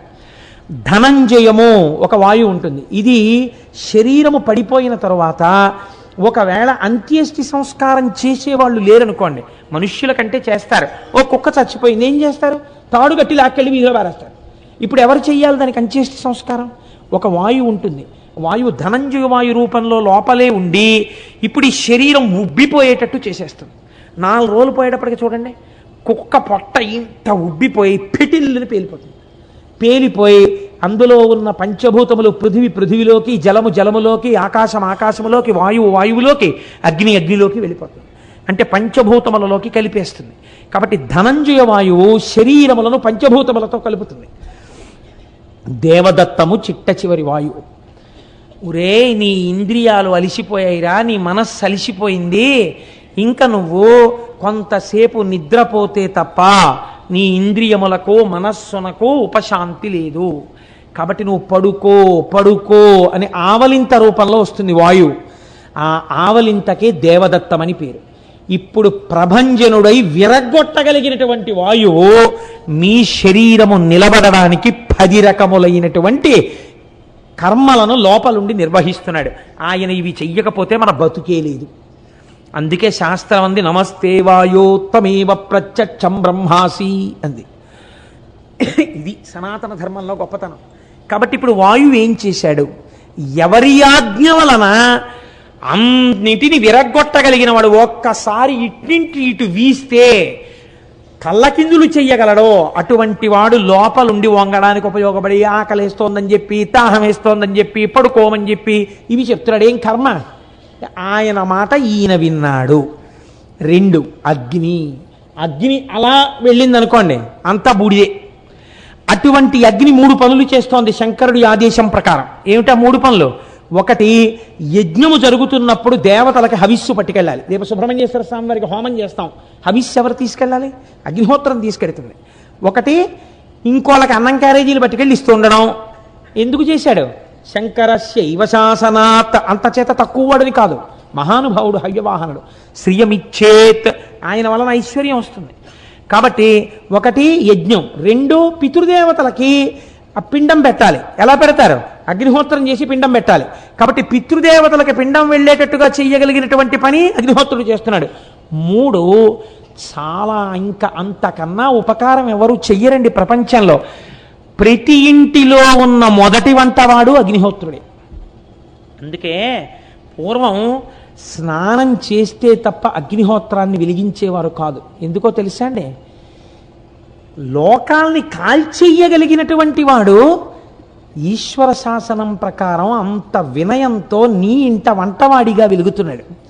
ఆయన వెలగకపోతే నీకు అన్నం లేదు, కూర లేదు, పచ్చడి లేదు. అంతటి మహానుభావుడు హవ్యవాహనుడు. ఆయనని నువ్వు కంటితో చూస్తున్నావు. నీ ఇంటి ఐశ్వర్యం ఆయనలోంచి వస్తోంది. ఇష్టం వచ్చినట్టు స్నానం చెయ్యకుండా, శౌచం లేకుండా అగ్నిహోత్రం మీద పచనం చేసేవారు కాదు పదార్థం. అందుకే పూర్వం ఇంట్లో ఉన్న వాళ్ళందరికీ సంస్కారం ఎందుకుండేదో తెలుసా అండి? అంత గొప్ప గొప్ప వాళ్ళుగా, అంత మంచి వాళ్ళుగా ఎందుకుండేవారో తెలుసా అండి? నాకు తెలుసు.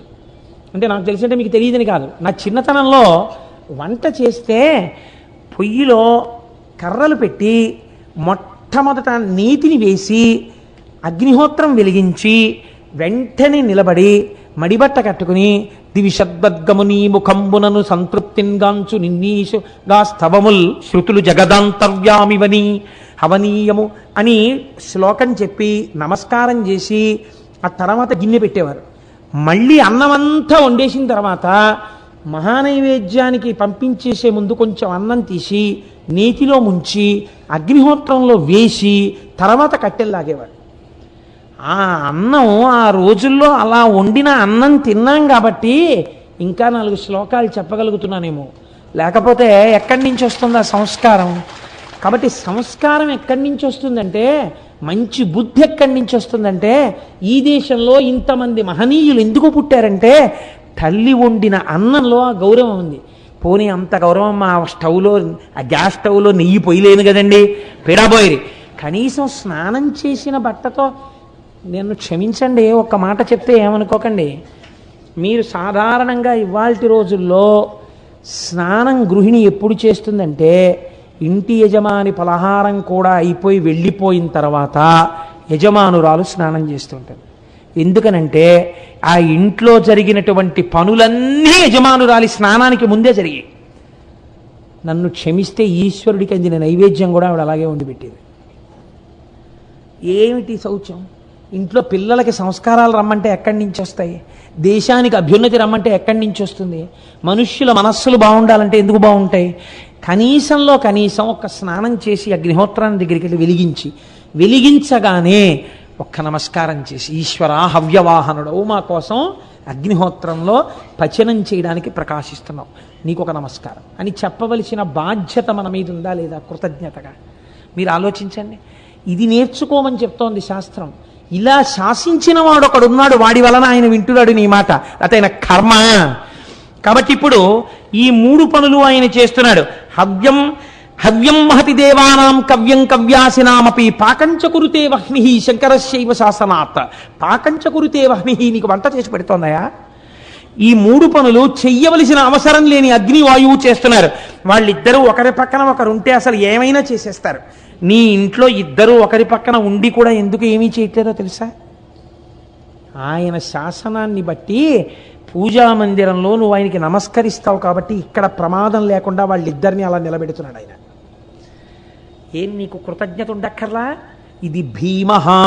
ఇలా నిలబెట్టిన వాడెవడో, ఎవడు శాసించగలిగాడో, ఎవడు నిన్ను నిలబెట్టాడో జ్ఞాపకం చేసుకో. నువ్వు నమస్కరించవద్దా ఆయనకి? వాడు భీమహ, వాడు ఎదురులేని శాసనం ఉన్నవాడు. ఇప్పుడు ఆ జ్యోతిర్లింగం ఎందుకు వచ్చింది భీమ నామంతో అంటే, శివమహాపురాణంలో అన్నారు, పూర్వకాలమునందు సహ్యపర్వత శిఖరముల మీద 2 రాక్షసులు ఉండేవారు. ఆయన పేరు కర్కటుడు, ఆయన భార్య పేరు పుష్కసి. ఈ కర్కటుడు పుష్కసి అన్న వాళ్ళకు రాక్షసి పిల్ల పుట్టింది, అంతే కదా? ఎవరికి వాళ్ళే కదా పుట్టాలి. రాక్షసి పిల్లకి కర్కసి. రాక్షసి పిల్లగా ఉంటుంది ఏమిటి? రాక్షసి అయింది, చాలా పెద్దదైంది. నేను ఎందుకు ఈ మాట్లాడుతున్నానో మీరు గమనించి ఉండాలి. స్నానం చెయ్యకుండా, శౌచం లేకుండా అగ్నిహోత్రాల దగ్గరికి వెళ్ళి వంట చేసేవాళ్ళు పుష్కసి అయితే వాళ్ళ కడుపున పుట్టిన వాళ్ళు రాక్షసిలే అవుతారు, అత్తవారింటిని కూడా నాశనం చేయడానికి ఈ సంస్కారంతో కదండి. కాబట్టి కర్కసి వాళ్ళ కడుపున పుట్టి కర్కసి పెరిగి పెద్దదవుతాడు. పెరిగి పెద్దదై యవ్వనంలోకి వచ్చింది. ఈ అమ్మాయికి తగిన సంబంధం చూడాలి. తగిన సంబంధం అంటే ఏంటి? అగ్నిహోత్రానికి నమస్కరించేవాడు ఎందుకు? అగ్నిహోత్రం చేసేవాడు, సంధ్యావందనం చేసేవాడు ఈవిడికి ఎందుకు? మని గుడుకుని మింగేస్తుంది. అందుకని ఈవిడికి తగిన వాడంటే ఈవిళ్ళే ఉండేవాడు వాడు కావాలి. అందుకని అలాంటి వాడిని ఒకడిని వెతికారు. ఎవరు? వాడు విరాధుడు. రావణాసురుడి ఆజ్ఞలు పరిపాలన చేస్తుంటాడు వాడు. రామాయణ అరణ్యకాండలో మీరు విన్నారు కదా, ఆ విరాధుడు 14,000 మంది రాక్షసులతో అక్కడ మనకి అరణ్యవాసంలో కనబడతాడు. ఆ విరాధుడన్న రాక్షసుడికి ఇచ్చి పెళ్లి చేశారు. పెళ్లి చేస్తే రామచంద్రమూర్తి అరణ్యవాసానికి వచ్చి ఆ విరాధుడిని సంహరించాడు. ఆ విరాధుడు అరణ్యవాసంలో ముందుకెడుతున్నప్పుడు ఒక చోట కనబడతాడు. ఆ గోతిని తవ్వినటువంటి రాక్షసుడు వీళ్ళందరూ ఆ విరాధుడిని రామచంద్రమూర్తి సంహరించారు. ఈవిడికి వైధవ్యం వచ్చింది. ఇప్పుడు ఈవిడికి బాధ కలిగింది. ఎంత రాక్షసుడైనా మొగుడు కదండి, ఇద్దరం కలిసి ఎన్ని తప్పుడు పనులు చేసేవాళ్ళం అని అంటారేంటి? ఇద్దరం కలిసి ఎన్ని మంచి పనులు చేసామంటారు. ఒక్కనాడు సంధ్యావందనం అక్కర్లేకుండానే టిఫిన్ చేసేయచ్చు. ఒక్క పూజా మందిరంలో నమస్కారం పెట్టకుండా 2 గంటలు పేపర్ చదువుకోవాలి. అసలు పొద్దున్న నిద్ర లేవగానే పూజా మందిరంలోకి వెళ్ళి కాసేపు కూర్చుని ఆరాధన చేయడం కాదు, లేస్తూనే టీవీ స్విచ్ నొక్కి రిమోట్లో 1000 ఛానల్స్ చూసుకోవాలి. దేశంలో ఎక్కడేం జరుగుతుందో తను తెలిసేసుకోవాలి. ఏమిడిని ఉద్ధరించారు ఎందుకు? అది దేవుడి దగ్గర మాత్రం ఓ తడితువ్వాలు కట్టుకుని అగరత్తుల్లా తిప్పేస్తే చాలు. కాబట్టి ఇలా చేయడానికి తగిన భార్య ఉండాలి. ఎలాంటి భార్య ఉండాలి? ఇప్పుడు ఏమంటే అదేమిటండి అలా చేయకండి, చక్కగా లేవగానే మీరు చక్కగా మర్యాదగా పూజా మందిరంలో చక్కగా సంధ్యావందనం చేసుకోండి, నేను మన్నీళ్ళు పెడతాను అనే భార్య ఉండకూడదు. ఒకవేళ ఆయన పొరపాటున ఎప్పుడైనా ఏదైనా విని విషయం రేపటి నుంచి అయితే పొద్దున్న లేదా నోర్మిండి వాడు అలాగే చెప్తాడు, గుండు గీసుకుని వాడికి ఏంటి పనే పాడా, వాడి మాటలు మీరు విని ఇలా పొద్దున్న 4ంటికి 5ంటికి లేవడాలు 6ంటికి లేవడాలు సంధ్యావందనాలు ఇలాంటి వెర్రేం పెట్టుకోకండి. ఏదో హీర్ అండ్ ఎంజాయ్, ఏదో వినండి కాసేపు అనాలి కదా. కాబట్టి వాళ్ళిద్దరూ చేసిన తప్పు పనులను అంగీకరిస్తారేంటి? అబ్బాయి ఎంత ఆదర్శ దాంపత్యం అది అనుకుంటారా? నేను ఆ 7ంటికి లేస్తా, ఆయన 6ంటికి లేస్తారు. ఒక్కొక్కసారండి నాకు ఆయనే పట్టుకొచ్చి, నేను యథార్థం చెప్తున్నానండి, నేను ఒకసారి నా కర్మ కొద్దీ నేనే పెడతాను అలాంటి చోట్లకి. ఓ చోటుకి వెళ్ళాను, వెడితే అక్కడ ఒక 4 స్త్రీలు కూర్చుని మాట్లాడుకుంటున్నారు. అందులో ఒక ఆవిడ నాకు బాగా తెలుసు, బ్రాహ్మణ కుటుంబానికి చెందిన ఆవిడ మాంసాన్ని ఎన్ని రకాలుగా వండొచ్చో, ఆమ్లెట్ ఎంత బాగా వేయచ్చో, గుడ్డుని ఎలా పగల కొట్టచ్చో ఇవన్నీ చెప్తాను. నాకు చెవి అటు వెళ్ళిపోయి, ఇదేంట్రా ఇంత ఇలా చెప్పేస్తుంది ఈవిడ అని తెల్లబోయి, ఈ మిగిలిన 3 మాంసాహారమును తినడానికి యోగ్యమైన కులముల యందు పుట్టినవారు. వాళ్ళకి ఈవిడ బోధక గురువుగా ఉంది. అక్కడ ఉంటే నేను ఒక గంట పోయిన తర్వాత ఆవిడ ఆ తాదాత్మ్యత నుంచి బయటికి వచ్చి నన్ను చూసింది. చూసి అక్కడికి ఏదో చాలా వినయం కారిపోతున్నట్టు నాలిక ఖర్చుకుని, నమస్కారం కోటేశ్వర, గంట నుంచి ఇక్కడే ఉన్నారేంటి? అమ్మా ఉన్నాను, కానీ మీరు ఒక్కసారి ఇలా రండి కళ్యాణ్ వచ్చింది. ఏం లేదమ్మా, మీకింత పరిజ్ఞానం ఏ కారణం వల్ల వచ్చింది? పుస్తకాలు చదివి నేర్చుకుంటారా, లేకపోతే ఎవరి దగ్గరైనా చూశారా, మీకు ఎలా తెలిసింది అని అడిగాను. మీ దగ్గర దీని ఎందు పరిణతిని పొందవలసినటువంటి వాళ్ళు శిష్యులై ఉన్నారు, మీరు గురువు అయి ఉన్నారు, ఇంత పరిణతి ఎలా వచ్చింది అన్నారు. అంటే అమ్మా ఆయన పిల్లలు ఇవి లేకుండా భోజనం చేయరు కదండి అని. అయ్యి బాబోయ్ అనుకుని, మరి మీ అత్తవారింట్లో మీ మామగారు వాళ్ళు ఏమనరా అన్నాను. అసలు మా అత్తగారికి నాకన్నా చాలా విషయాలు ఆవిడకే తెలుసు, ఆవిడ ఎన్ని నేర్పారు. అమ్మ బాబోయ్ అనుకుని, అమ్మా మీరు ఇటువంటి సంస్కారంతో ఉన్నారని ఎప్పుడైనా పండగకి వెళ్ళినప్పుడు మీ పుట్టింటి వారు అన్నాను. అంటే అసలు మా చిన్నతనం నుంచి మా అమ్మ నాన్నగారే ఇవన్నీ మాకు నేర్పారు. గొడవ వదిలిపోయిందమ్మా, ఎంత గొప్ప కుటుంబం తల్లి, నాకు తెలియక ఇన్నాళ్ళు మిమ్మల్ని గౌరవించాను, నీ నమస్కారం కూడా నాకు అక్కర్లేదు తల్లి అని మనసులో అనుకుని అక్కడి నుంచి వెళ్ళిపోయాను. సరే అది వేరే విషయం అనుకోండి, ప్రారంభ కర్మ వినవలసి వచ్చినాడు కనుక అది తప్పని వాళ్ళు అంటారా? ఎన్నో కారణాలు చూపించి ఈ తప్పే ఉందండి అని, చాపేమిటి జలపుష్పం ఎన్ని పేరులో పెట్టేసుకుని తినేసేయచ్చు. సరే ఎందుకు వచ్చిన ప్రారంభం ఎందుకు వచ్చింది, ఇప్పుడు నేను ఎందుకు అవన్నీ చెప్పడం మహాప్రాణం చెప్తాను. కాబట్టి రాక్షసికి రాక్షసి మొగుడు, ఆ రాక్షసుడు చచ్చిపోతే ఆవిడ బాధపడుతుంది, ఏడిచింది పాపం, ఆవిడ స్థాయిలో ఆవిడ ఏడుపది. కాబట్టి వాడు నన్ను ఉద్ధరించలేదు, బతికున్న నాళ్ళలోనే ఉంది, అయ్యో తగినవాడు పోయాడని ఆవిడ ఏడిచింది. ఎందుకు ఏడిచిందంటే ఇంతటి ఉత్తముణ్ణి చంపేశాడు రాముడు అని ఏడ్చింది ఆవిడ. అది చెప్తాను, ఎంత గొప్పవాడు నా భర్త విరాధుడు, ఇటువంటి వాడిని రాముడు చంపేశాడు, ఎంతటి దుష్టుడు అది. కాబట్టి ఇప్పుడు రాముడి పట్ల వైరం ఎవరికి ఉందో వాళ్ళ పట్ల మక్కువ పెంచుకుంది. కాబట్టి మక్కువ పెంచుకుంది కాబట్టి ఒక ఆవిడికి మీరంటే ఇష్టం అండి అని కుంభకర్ణుడికి చెప్పారు, వెళ్ళి చెప్పవలసిన వాడికి చెప్పాడు. వాడు పాపం ఇక్కడ ఎవరో మన గురించి చాలా అభిమానం పెంచుకుందటని చూడడానికి వచ్చాడు నిద్ర లేచినప్పుడు. రాక్షసులకి రాక్షస బుద్ధులే కదండి ఉంటాయి. అక్కడికి వెళ్ళి వాడు అడిగాడు, అయ్యో పాపం ఎంత కష్టంలో ఉన్నావమ్మా అంటే, ఆవిడేదో ఏదో కళ్ళమ్మ నీళ్లు పెట్టుకుని నా భర్త పోయాడు చూశారండి, రాముడు చంపేశాడని, యవ్వనంలో ఉన్నావు, ఎంత బాధలో ఉన్నావు, నిన్ను నేను స్వీకరిస్తానన్నాడు వాడు. అయ్యయ్యో అదేమిటండి అంత మాట అని ఆవిడ ఏదో అనే లోపలే వీడు బలాత్కారం చేసి వెళ్ళిపోయాడు. ఎలాంటి వాళ్ళతో చేరితే అలాంటి ఫలితాలే వస్తాయి. వెళ్ళిపోతే ఆవిడకో కొడుకుట్టాడు, ఎవరి వలన? కుంభకర్ణుడి వలన. ఎంత గొప్ప వంశమో చూడండి అది. ఇప్పుడు ఆ పుట్టినవాడు అపారమైన బలవంతుడ వలన ఆవిడ కోరుకుంది. ఎందుకు కోరుకుంది అలాగా అంటే ఒకటే కోరిక, ఇంత దుష్ట పని చేసిన కుంభకర్ణుడి మీద కాపం, ఆ విరాధుణ్ణి రాముడే చంపేశాడు, పోని నన్ను పాడి చేసేసిన కుంభకర్ణుణ్ణి రాముడే చంపేశాడు, నాకు పోని చచ్చిపోయినవాడు ఏదో భర్తృత్వాన్ని బలవంతంగా తెచ్చుకున్నవాడు, ఇద్దరిని రాముడే చంపేయాలా? ఆ రాముడు ఎక్కడున్నారో ఆ రాముణ్ణి సంహరించగలిగిన కొడుకు కావాలి అని ఆ పిల్లాన్ని భీమహ భీమహ భీమహ అంటే గొప్ప బలం ఉన్నవాడు అని పిలవడం మొదలెట్టింది. వాడు పెరిగి పెద్దవాడయ్యాడు, వాడో పెద్ద రాక్షసుడు అయ్యాడు. ఎలా పిలిస్తే అలా కదా. వాడికి కొన్నాళ్ళు పోయిన తర్వాత అనుమానం వచ్చింది, అమ్మ ఎప్పుడు నువ్వే ఉంటావు నాన్నగారు ఏదని అడిగాడు. వాడు అడిగితే ఇదే నీవు చెప్పాలని ఎప్పటి నుంచో చూస్తున్నాను, ఇది రా నా కథ అని ఆవిడ చెప్పింది. చెప్పి ఆవిడ అంది, నిన్ను భీమా అని ఎందుకు పిలిచానో తెలుసా? ఈ రాముడు ఇప్పుడు అవతార పరిసమాప్తి చేసి శ్రీ మహావిష్ణువుగా ఉన్నాడు. విష్ణువు ఒకడు, రాముడు ఒకడు కాదు, రాముడు ఎప్పుడూ ఉంటాడు. కాబట్టి నువ్వు విష్ణువుని సంహరించాలండి. విష్ణువుని సంహరించడం అంటే అది ఏమైనా జరిగే మాట, అది పరమాత్మ ఆయన. కాబట్టి ఇప్పుడు ఈ భీముడు ఏం చేశాడంటే లోకాలన్నీ వెతికేశాడు. అందరి మీద యుద్ధానికి వెళ్ళిపోయాడు. అందరి మీద యుద్ధం చేసిన తర్వాత ఎక్కడున్నాడు శ్రీహరి, ఎక్కడున్నాడు శ్రీహరి అన్నాడు. ఎక్కడున్నాడు శ్రీహరి? వాడిలోనే ఉన్నాడు. సర్వవ్యాపకుడు ఇక్కడే ఉన్నాడు ఆయన. ఇక్కడున్న వాడిని చూడడం వస్తే వాడు మహాపురుషుడు అయిపోతాడు. కాబట్టి వాడికి రాదు, బయటే తిరుగుతాడు వాడు ఇప్పుడు. కాబట్టి వెతికాడు, విసిగిపోయి ఒరే ఎవడైనా భగవంతుడి పాదాలు పట్టుకున్నవాడు ఉంటే వాడి తలకాయలు తీసేయండి రా అన్నాడు. ఇలా భక్తులందరినీ చెనకుతూ వెళ్ళిపోతుండగా ఒకానొకప్పుడు కామరూప రాజ్యము అని పిలవబడేటటువంటి రాజ్యాన్ని పరిపాలిస్తున్నటువంటి సుదక్షిణుడు అన్న రాజుగారి జోలికి వెళ్ళాడు. వెళ్ళి ఆయన్ని ఓడించాడు, తీసుకొచ్చి కారాగారంలో పెట్టాడు.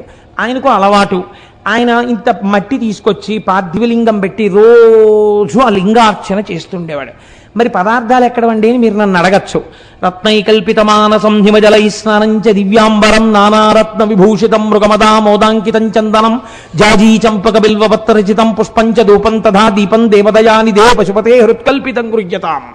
శంకరాచార్యులు వారు చెప్పారు కదా, మనస్సుతోనే అన్నిటినీ సృష్టించి ఆయన శివపూజ చేస్తుండేవాడు. ఇలా శివపూజ చేస్తుంటే అక్కడ ఉన్నటువంటి కాపలాదారులు వెళ్ళి వీడికి చెప్పారు, ఆ కారాగారంలో కూర్చుని శివపూజ చేస్తున్నాడు అనేసరికి వీడికి ఎక్కడలేని కోపం వచ్చింది. కారాగారానికి వచ్చాడు. వచ్చి వీడు ఎవరిని సంహరించాలని ప్రయత్నం, బాగా గుర్తుపెట్టుకోండి ఈ కథలో, శ్రీ మహావిష్ణువుని. వీడెవరి జోలికి వచ్చాడు? పార్థివలింగార్చన చేస్తున్నటువంటి సుదక్షిణుడి జోలికి వచ్చాడు. వచ్చి ఎవడు రా నువ్వు శివలింగాన్ని ఆరాధన చేస్తున్నావుట, నాకన్నా గొప్పవాడెవడు, ఇప్పుడే ఈ శివలింగాన్ని కత్తివాటుతో నరికేస్తాను, చూడని చంద్రహాసం తీసి శివలింగం మీద కొట్టబోతుంటే ఈయన పరమేశ్వరుణ్ణి ప్రార్థన చేశాడు, ఈశ్వరా నువ్వు ఆవిర్భవించి వీడిని సంహరించు అని.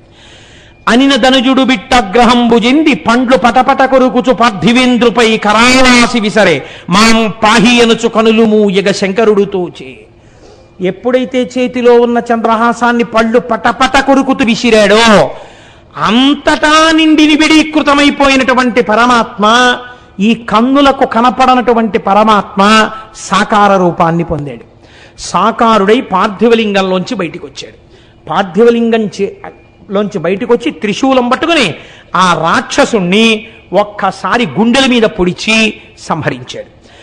భక్తులను సాకుటయ్యకడు యుక్తంబగు వ్రతము నాకు యోజింపము నీ శక్తి ఇక మట్టుపరచద నక్తంచరా ఏను భీమనాథుడనగును సుమా.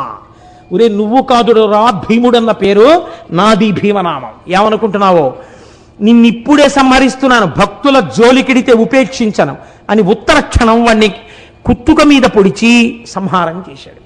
ఇప్పుడు ఆయనే తన పేరు తాను చెప్పుకున్నాడు, నేను భీముడను అని చెప్పాడు. అంటే అద్వితీయ పరాక్రమవంతుడు. ఇప్పుడు ఇందులో మీరు బాగా తెలుసుకోవలసిన రహస్యం ఒకటి ఉంది. ఆయన కక్ష ఎవరి మీద? విష్ణువు మీద. వచ్చిన వాడెవరు? పరమశివుడు వచ్చాడు. విష్ణు రూపం రావాలి కదా, శివరూపంతో వచ్చి ఎందుకు చంపాడు అంటే, భగవంతుడికి 2 పేర్లు చెప్తారు, ఒకటి వామదేవ, ఒకటి వాసుదేవ. వాసుదేవ అంటే శ్రీమన్నారాయణుడు, వామదేవ అంటే పరమశివుడు. ఇప్పుడు మీరు చూడండి, వామదేవ వాసుదేవ ఈ రెండింటిలో ఒకటి విష్ణుతత్వాన్ని ఒకటి శివతత్వాన్ని ప్రతిపాదించడానికి మారిన అక్షరాలు ఏమిటి? వామదేవాలో వా దేవ ఒకటే, వాసుదేవాలో వా దేవ ఒకటే. ఇందులో మా మారింది, అందులో సు వచ్చింది. ఇందులో మా, అందులో సు. ఇప్పుడు మీరు ఈ సు పక్కన మా పెట్టండి, సుమ. సుమ అంటే ఏమిటి? సుమం అంటే పువ్వు. పువ్వు అంటే ఏమిటి? జ్ఞానం. జ్ఞానము మీకు కలిగితే ఆ వామదేవుడు వాసుదేవుడు, వాసుదేవుడు వామదేవుడు. పేర్లు మారే, నామములు మారే, రూపములు మారే, తత్వరీత్యా ఉన్నది ఒక్కటే పదార్థం. అందుకే శివలింగాన్ని పూజించి రాముడికి జోలికి వెళ్ళిన రావణాసురుడి 10 తలలు తెగిపోతున్నప్పుడు శివస్వరూపం ఆపదం. శివస్వరూపం జోలికి వెళ్ళి శ్రీ మహావిష్ణువు యొక్క పాదములు పట్టుకున్న శ్రీ మహావిష్ణువు వచ్చి శంకరుడు చేసేటటువంటి ప్రళయాన్ని ఆపడం. ఎందుచేత? ఉన్నదొక్కటే పదార్థము కనుక. ఏకో దేవ సర్వభూతాంతరాత్మ సర్వభూతాధివాస సాక్షీ చేతో కేవలో నిర్గుణశ్చ అంది వేదం. ఉన్నదొక్కటే పదార్థం, అవసరాన్ని బట్టి రూపాన్ని మారుస్తుంది. ఇక్కడ భీమ ఎటువంటి శక్తి ఉన్నవాడు? మీరు ఏం కోరుకుంటున్నారో అటువంటి శక్తి ఏదైనా మీకు ఇయ్యగలిగినటువంటి వాడు. కాబట్టి ఇప్పుడు ఆ స్థితిలో వచ్చి రాక్షస సంహారం చేసి తన భక్తుడైనటువంటి వాడికి రాజ్యాధికారం ఇచ్చి తదనంతరము మోక్షం ఇచ్చినటువంటి వాడు. ఇది పరమేశ్వరుడు ఈ భీమనామంతో ఏదైనా చేస్తుంటాడు. ఇది మనకి తెలియచెప్పడానికే మూర్తి నాయనారు వచ్చారు. మూర్తి నాయనారు రోజుల్లో పరమతం వాళ్ళు రాజ్యం చేశారు. ఎక్కడా శివార్చన జరగడానికి వీల్లేదన్నారు. శివుడికి చందన సేవ ప్రీతిపాత్రం కాబట్టి శివాభిషేకం చేస్తే చందనం రాయాలి. పైగా శివాభిషేకం పూర్తి చెయ్యడానికి చందన జలాలతోటే పూర్తి చెయ్యాలి. చందనం కలిపిన జలాలతో తప్ప వేరొక దానితో పూర్తి చేయకూడదని ప్రమాణం. కాబట్టి చందనం లేకపోతే అభిషేకం జరగదు. పైగా అయిపోయిన తర్వాత విభూతి రాసి గంధం రాస్తారు చల్లతనానికి. కాబట్టి ఎక్కడ గంధం చెక్కలు దొరకకుండా చేశాడు రాజు. శివార్చనలు ఎవరైనా రహస్యంగా ఇళ్లలో చేస్తుంటే గంధం లేకపోతే అభిషేకం జరగదని. మూర్తి నాయనారు రాజ్యం అంతా వెతికాడు, ఎక్కడ ఇంత గంధపు చెక్క కూడా దొరకలేదు. ఆయనకి బాధ కలిగింది. గంధపు చెక్కని తీసుకొచ్చి సాన మీద పెట్టి రాస్తే అరిగిపోయి సువాసనతో కూడినటువంటి నజ్జునిస్తోంది. ఈశ్వరుడు ఇచ్చినటువంటి చెక్క నాకు ఉంది, నేను నా మోచేతిని సాన మీద అరగతీస్తాను, వచ్చిన నజ్జుని శివుడికి అలంకారం చేస్తాను, అభిషేకం చేస్తాను గంధంగానని తన మోచేతిని అరగదీశాడు. అరగదీస్తుంటే చర్మం చిట్లిపోయింది, రక్తం కారిపోయింది, మాంసం పక్కకి తప్పుకుంది, ఎముక అరిగిపోతుంది. ఇహ చూడలేకపోయాడు శంకరుడు.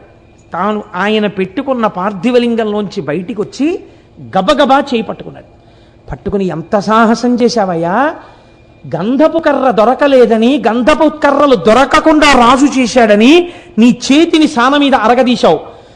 రేపటి రోజు నుంచి ఎక్కడెక్కడ ఎలా శివార్చనలు కావాలంటే అలా చేసుకునే విధంగా ఈ రాజ్యాన్ని మారుస్తాను.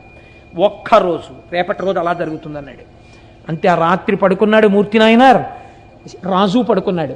మూర్తి నాయనార్ ప్రాతకాలంలోచి శివాలయంలోకి వెళ్ళాడు. ప్రాతకాలంలో రాజు హంసతూలికా తల్పం మించి నిద్ర లేవలేదు.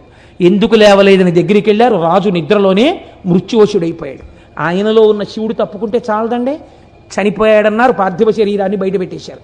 కొడుకులు లేరు. కాబట్టి ఇప్పుడు ఎవరికి ఇవ్వాలి రాజ్యం? ఆ రోజుల్లో ఒక్కటే పరీక్ష.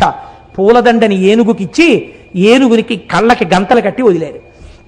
అది ఎవరిని చూసినప్పుడు దండవారి మెళ్ళో వేస్తుందో వారికి పట్టాభిషేకం చేస్తా ఉన్నారు.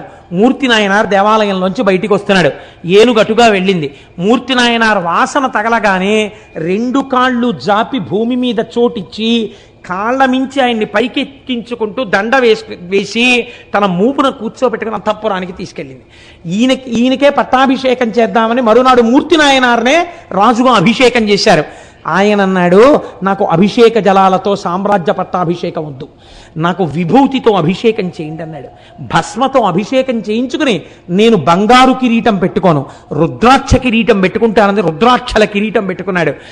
ఎక్కడ చూసినా శివార్చనలు చేయించాడు. రాజ్యం 3 పువ్వులు 6 కాయలుగా పరిఢవిల్లింది. కనుక మీరు ఆలోచించండి, పరమేశ్వరుడు అన్నవాడు ఏది చెయ్యలేడు, ఏదైనా చెయ్యగలడు. మీకు ప్రమాణం మూర్తి నాయనార్. యథార్థముగా జరిగిన కదా, మీరు ఏ శివాలయంలోకి వెళ్ళినా మూర్తి నాయనార్ ఉంటారు. 2, ఎక్కడో లేదు, యనమదుర్రు అని మనకి దగ్గరలో ఉంది క్షేత్రం. నేను కార్తీక మాసంలో నాతో పాటు ఒక బస్సుతో వచ్చారు జనం, లేదా నాతో వచ్చారన్న ఏమిటి, వారితో నేను వెళ్ళాను, వారు నన్ను తీసుకెళ్ళారు. కాబట్టి యనమదుర్రు అనేది ఒక చిత్రమైన క్షేత్రం. అక్కడ శివలింగం ఉంటుంది. శంకరుడు ఆ శివలింగంలో తల కిందకి పెట్టి పాదాలు పైన పెట్టుంటాడు. ఇలాగా ఎక్కడైనా తల పైకుంటుంది, కాళ్ళు కిందకుంటాయి. యనమదుర్రులో ఉన్న శివలింగంలో శిరస్సు కిందకుంటుంది, పాదాలు పైకుంటాయి. మీరు అక్కడికి వెళ్ళి వాళ్ళని అడిగితే నీరాజనం ఇస్తూ చూపిస్తారు శివలింగాన్ని బాగా. కింద శిరస్సు, పైన పాదాలు, నాభి, వేసుకున్న యజ్ఞోపవీతంతో సహా కనపడతాయి. యమధర్మరాజు గారు ప్రార్థన చేశాడు ఒకానొకప్పుడు, రాక్షస సంహారం చేయడానికి అమ్మా నువ్వు వచ్చి యనమదుర్రులో కూర్చుంటే నీ శక్తిని నాకు అనుగ్రహిస్తే నేను రాక్షస సంహారం చేస్తానని.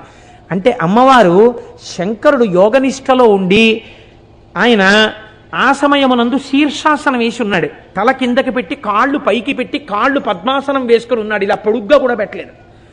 అలా కూర్చున్నటువంటి పరమశివుణ్ణి చప్పుడు చేయకండి, స్వామి యోగనిష్టలో ఉన్నాడు, నేను ఒక్కదాన్ని రావడం ఎప్పుడూ ఉండదు, ఈయనతో కలిసి రావాలి అని సుబ్రహ్మణ్యుడు చంటి పిల్లవాడు ఏడుస్తున్నాడు. ఏడుస్తున్న సుబ్రహ్మణ్యుణ్ణి ఒళ్ళో పడుకోపెట్టుకుని స్తన్యమిస్తూ శంకరుణ్ణి ఓ చిక్కం లాంటి దాంట్లో పెట్టుకుని ఎత్తి పట్టుకొచ్చేసింది ఆవిడ. ఆవిడ శక్తి స్వరూపం. ఎత్తి పట్టుకొచ్చి దేవాలయంలో పెట్టి కూర్చుంది. తానే ఒక పుష్కరిణి సృష్టించింది. మీరు కోటేశ్వరారు అబద్ధాలు చెప్పారంటే మీరు యనమదుర్రు వెళ్ళండి, నాతో ఎందరో వచ్చారు, ఇక్కడ ఉన్నారు సభలో వాళ్ళు, మా ప్రసాద్ బాబు గారు ఉన్నారు కదా, ఏం ప్రసాద్ బాబు గారు వాడు అబద్ధం చెప్పట్లేదని చెప్పరేం మీరు? కాబట్టి అక్కడ ఆ ఎదురుగుండా ఉన్న కోనేటిలో ఉన్న నీటితోనే అన్నం వండుతారు స్వామికి మహానైవేద్యానికి. ఆ నీళ్లతో వండకుండా మీరు ఎంత గొప్ప అగ్నిహోత్రం మీద ఎంత గొప్ప మినరల్ వాటర్ తీసుకొచ్చి వండినా సరే రాత్రి వరకు వండినా బియ్యం ఉడకవు అక్కడ. ఇప్పటికీ కూడా ఎదురుగుండా ఉన్న కోనేటిలో నీటితోనే అన్నం వండుతారు. ఇప్పటికీ మీరు కవచం తీసి చూపించమంటే చూపిస్తారు. చూపిస్తే సుబ్రహ్మణ్యుడిని పడుకోబెట్టుకుని పాలిస్తూ ఉంటుంది అమ్మవారు. పక్కన నిశ్శబ్దంగా శంకరుడు యోగనిష్టలో ఉంటాడు. అక్కడ మనం వెళ్ళినప్పుడు కూడా అంత మర్యాదగానే ఉండాలి, ఎక్కువ చప్పుడు చేయకూడదు. నమస్కారం చేస్తే అమ్మ ప్రసన్నురాలు అయిపోతుంది. అక్కడికి ఈ దేవాలయాలు ఇంత గొప్ప ఉండడం ఏమిటని అన్యమతస్థులు ఆ ఆలయాన్ని ఈశ్వరుడి యొక్క శక్తి లేదని మేము నిరూపిస్తామని గుర్రాల మీద గుళ్ళోకి వెళ్ళి వరణ ఉన్నటువంటి కత్తి తీసి శివలింగం మీద కొట్టారు. లోపలికి దగ్గరగా ఒక 200 మంది చొరబడి కొడితే చిత్రం ఏమిటో తెలుసా అండి? శివలింగం పగిలిపోవాలి. శివలింగం మీద కత్తి వాటు పడింది, ఇలాగా తెగిపోతే ఎలా పడుతుందో అలాగే పడింది. పక్కన అమ్మవారు ఉంది, అంతే. ఎక్కడ నుంచి పడ్డాయో తెలీదు, పెద్ద పెద్ద బండరాళ్ళు పడి లోపలికి వెళ్ళిన 200 మంది నజ్జైపోయారు. శివలింగం అలాగే ఉంది. మీరు ఇప్పటికీ ఆ కవచం తీసి చూపిస్తే వాళ్ళని అడిగితే చూపిస్తారు, కత్తివాటు ఉంటుంది శివలింగం మీద. అమ్మవారు ఇప్పటికీ శక్తి స్వరూపిణి అయి ఆ యనమదుర్రు గ్రామంలో లోకాన్ని కాపాడుతూ ఉంటుంది. మన ఆలయాలు, మన వైభవం, మన సంస్కృతి, మన వేదం అంత గొప్పవి. మీరు ఈ మాట భీమవరం వెళ్ళినప్పుడు తప్పకుండా పక్కనే ఒక 7-8 కిలోమీటర్లు ఉంటుందంతే. ఒక్కసారి ఆ యనమదుర్రు క్షేత్రానికి వెళ్ళి చూడండి. అలాగే అక్కడే మందపాక అనో క్షేత్రం ఉంది. మందపాక క్షేత్రంలో అమ్మవారు ఉంది. చంద్రశేఖర పరమాచార్య స్వామి వారు మందపాకకి దగ్గరలో తణుకొచ్చారు. తణుకొచ్చి ఆరాధన అయిపోయిన తర్వాత పడుకున్నారు. వారు పడుకుని నిద్రపోయి మర్నాడు లేచి వెళ్ళిపోదామని అర్చకులు వచ్చి మందపాక నుంచి అడిగారు, అయ్యా ఒక్కసారి మీరు మందపాక కూడా రావలసింది అని. వామాచారం ఉంటుందేమో అక్కడ, నాకు అనుమానం, నేను రానన్నారు. లేదండి అక్కడ వామాచారం లేదు, శ్రీ సూక్తంతోనే పూజ జరుగుతుంది, రండి అన్నారు. ఎందుకన్నారో పరమాచార్య స్వామి నేను రానన్నారు అని పడుకున్నారు. మర్నాడు లేచి వెళ్ళిపోదామని పడుకుని అరగంట అవ్వలేదు, మందపాకలో ఉన్న అమ్మవారు స్వప్నంలో సాక్షాత్కరించింది. ఏమయ్యా బిడ్డ, నిన్ను రమ్మని కబురు చేసింది నేనే, ఇంత దూరం వచ్చావు, నాకు దగ్గరగా వచ్చావు, ఒక్కసారి నిన్ను చూడాలనుందిరా నాన్న, నీ చేత్తో అభిషేకం చేయించుకోవాలనుందిరా, నీతో కుంకుమార్చన చేయించుకుందామనుందిరా, నాకు వెళ్ళిపోతావా నా దగ్గరికి రాకుండా? అలా వెళ్ళిపోదాం అనుకుంటున్నావా అంది. అంతే. ఉత్తరక్షణం లేచి స్నానం చేసి నడిచి మందపాక వెళ్ళిపోయారు. తెల్లవారేటప్పటికి పరమాచార్య వెళ్ళిపోయి అమ్మవారికి పూజ చేశారు. మందపాకలో ఏమిటో తెలుసా అండి? మీరు కావాలంటే వెళ్ళి చూడండి, పెద్ద దేవాలయం. ప్రొద్దుటి నుంచి గోత్రనామాలతో పూజలు జరుగుతాయి. మధ్యాహ్నం 12 గంటలకి అమ్మవారి యొక్క శిరస్సు మీద ఒక గిన్నె లాంటిది ఉంటుంది. అది మీరు మామూలుగా ఇలా కదిపితే అదేం పడదు, ఇలా ఉంటుంది. దాంట్లో పువ్వులేసి అర్చకులు అత్యంత భక్తి శ్రద్ధలతో వినయ విధేయతలతో చేతులు కట్టుకుని నిలబడి మంత్రపుష్పం చెప్తారు. ఓం జాతవేదసేసు నవామసో మమరాతీయతో నిదహాతి వేదః సనఃపరుషదతి దుర్గాని విశ్వానావేవ సింధుం దురితాత్యగ్ని అని దుర్గా సూక్తంతో మంత్రపుష్పం పూర్తయ్యేసరికి అమ్మవారి మీద ఉన్నటువంటి పూల గిన్నె ఇలా ఒరిగిపోతుంది. ఆ పువ్వులన్నీ అమ్మవారి పాదాల మీద పడిపోతాయి. ఒకవేళ పూజలో తేడా ఉంటే గిన్నె పడదు. అర్చకులు బయటకు వచ్చి జరుగుతారు మంత్రపుష్పం. అప్పుడు పూజ మళ్ళీ చేస్తారు, స్నానం చేసి మళ్ళీ పూజ చేసి మళ్ళీ బయటకు వచ్చి మంత్రపుష్పం చదువుతారు. అలా ఒక్కొక్క రోజున 3-4 కూడా అవుతుంది. అమ్మవారి మీద ఉన్న గిన్నె ఒరిగిపోయి పువ్వులు పడిపోయిన తర్వాత పూజ పూర్తయినట్టు. అప్పుడు ఇళ్ళకెడతారు అర్చకులు. ఆ అర్చకుల ఇళ్ళకి కూడా మమ్మల్ని అక్కడ భీమవరంలో ఉపన్యాసానికి వెడితే నేను వాళ్ళకి బంధుత్వం ఉంది. వాళ్ళు ఒక్కసారి మా అర్చకుల ఇంటికి కూడా రండి చూద్దురు కానీ నన్ను వాళ్ళ ఇంటికి కూడా తీసుకెళ్లారు పాపం. కాబట్టి ఇంతంత ప్రశస్తమైన క్షేత్రాలు, ఇంత గొప్ప గొప్ప క్షేత్రాలు మన కళ్ళ ఎదుట ఉంటే నేను నమ్మను భగవంతుణ్ణి, నేను భగవంతుడికి నమస్కారం చెయ్యనంటే ఈశ్వరుడికి లోపం వచ్చిందండి? ఎటువంటి జ్యోతిర్లింగాలు, ఎటువంటి భీమనాథుడు, ఎటువంటి శాసకుడు ఒక్కసారి వెళ్ళి ఆ మహానుభావుడి దగ్గర నిలబడి ఆ భీమేశ్వర జ్యోతిర్లింగం దగ్గర స్వామికి ఢాకిన్యాం భీమశంకరం, భీముడు శంకరుడు మీకు శుభం చేస్తాడు. ఒక్క నమస్కారం చేస్తే ఆయనే కాపాడి ఎటువంటి దుఃఖాలు రాకుండా రక్షించగలిగిన పరమాత్మ. రోజు ఇవాళ 5-6 లింగాలు చెప్పేయాలనుకుని వస్తాను. 2 లింగాల గురించి చెప్పడం ప్రళయం అయిపోయి కూర్చుంటాను. కాబట్టి ఇవాళ కూడా ఒక 2 లింగాలు ఏమి తొందర, ఈశ్వరుడు అలా చెప్పించుకోవాలనుకున్నప్పుడు నాకేమి, నేను ఎందుకు సంకల్పం చేయాలి, అయిపోవాలని. ఆయన ఎలా చెప్పించుకుంటే అలాగే చెప్పించనివ్వండి. రేపటి రోజున మీరు కొన్ని లింగాలు ప్రస్తావన చేస్తాను. ఆదివారం సాయంకాలం మాత్రం వారణాసి,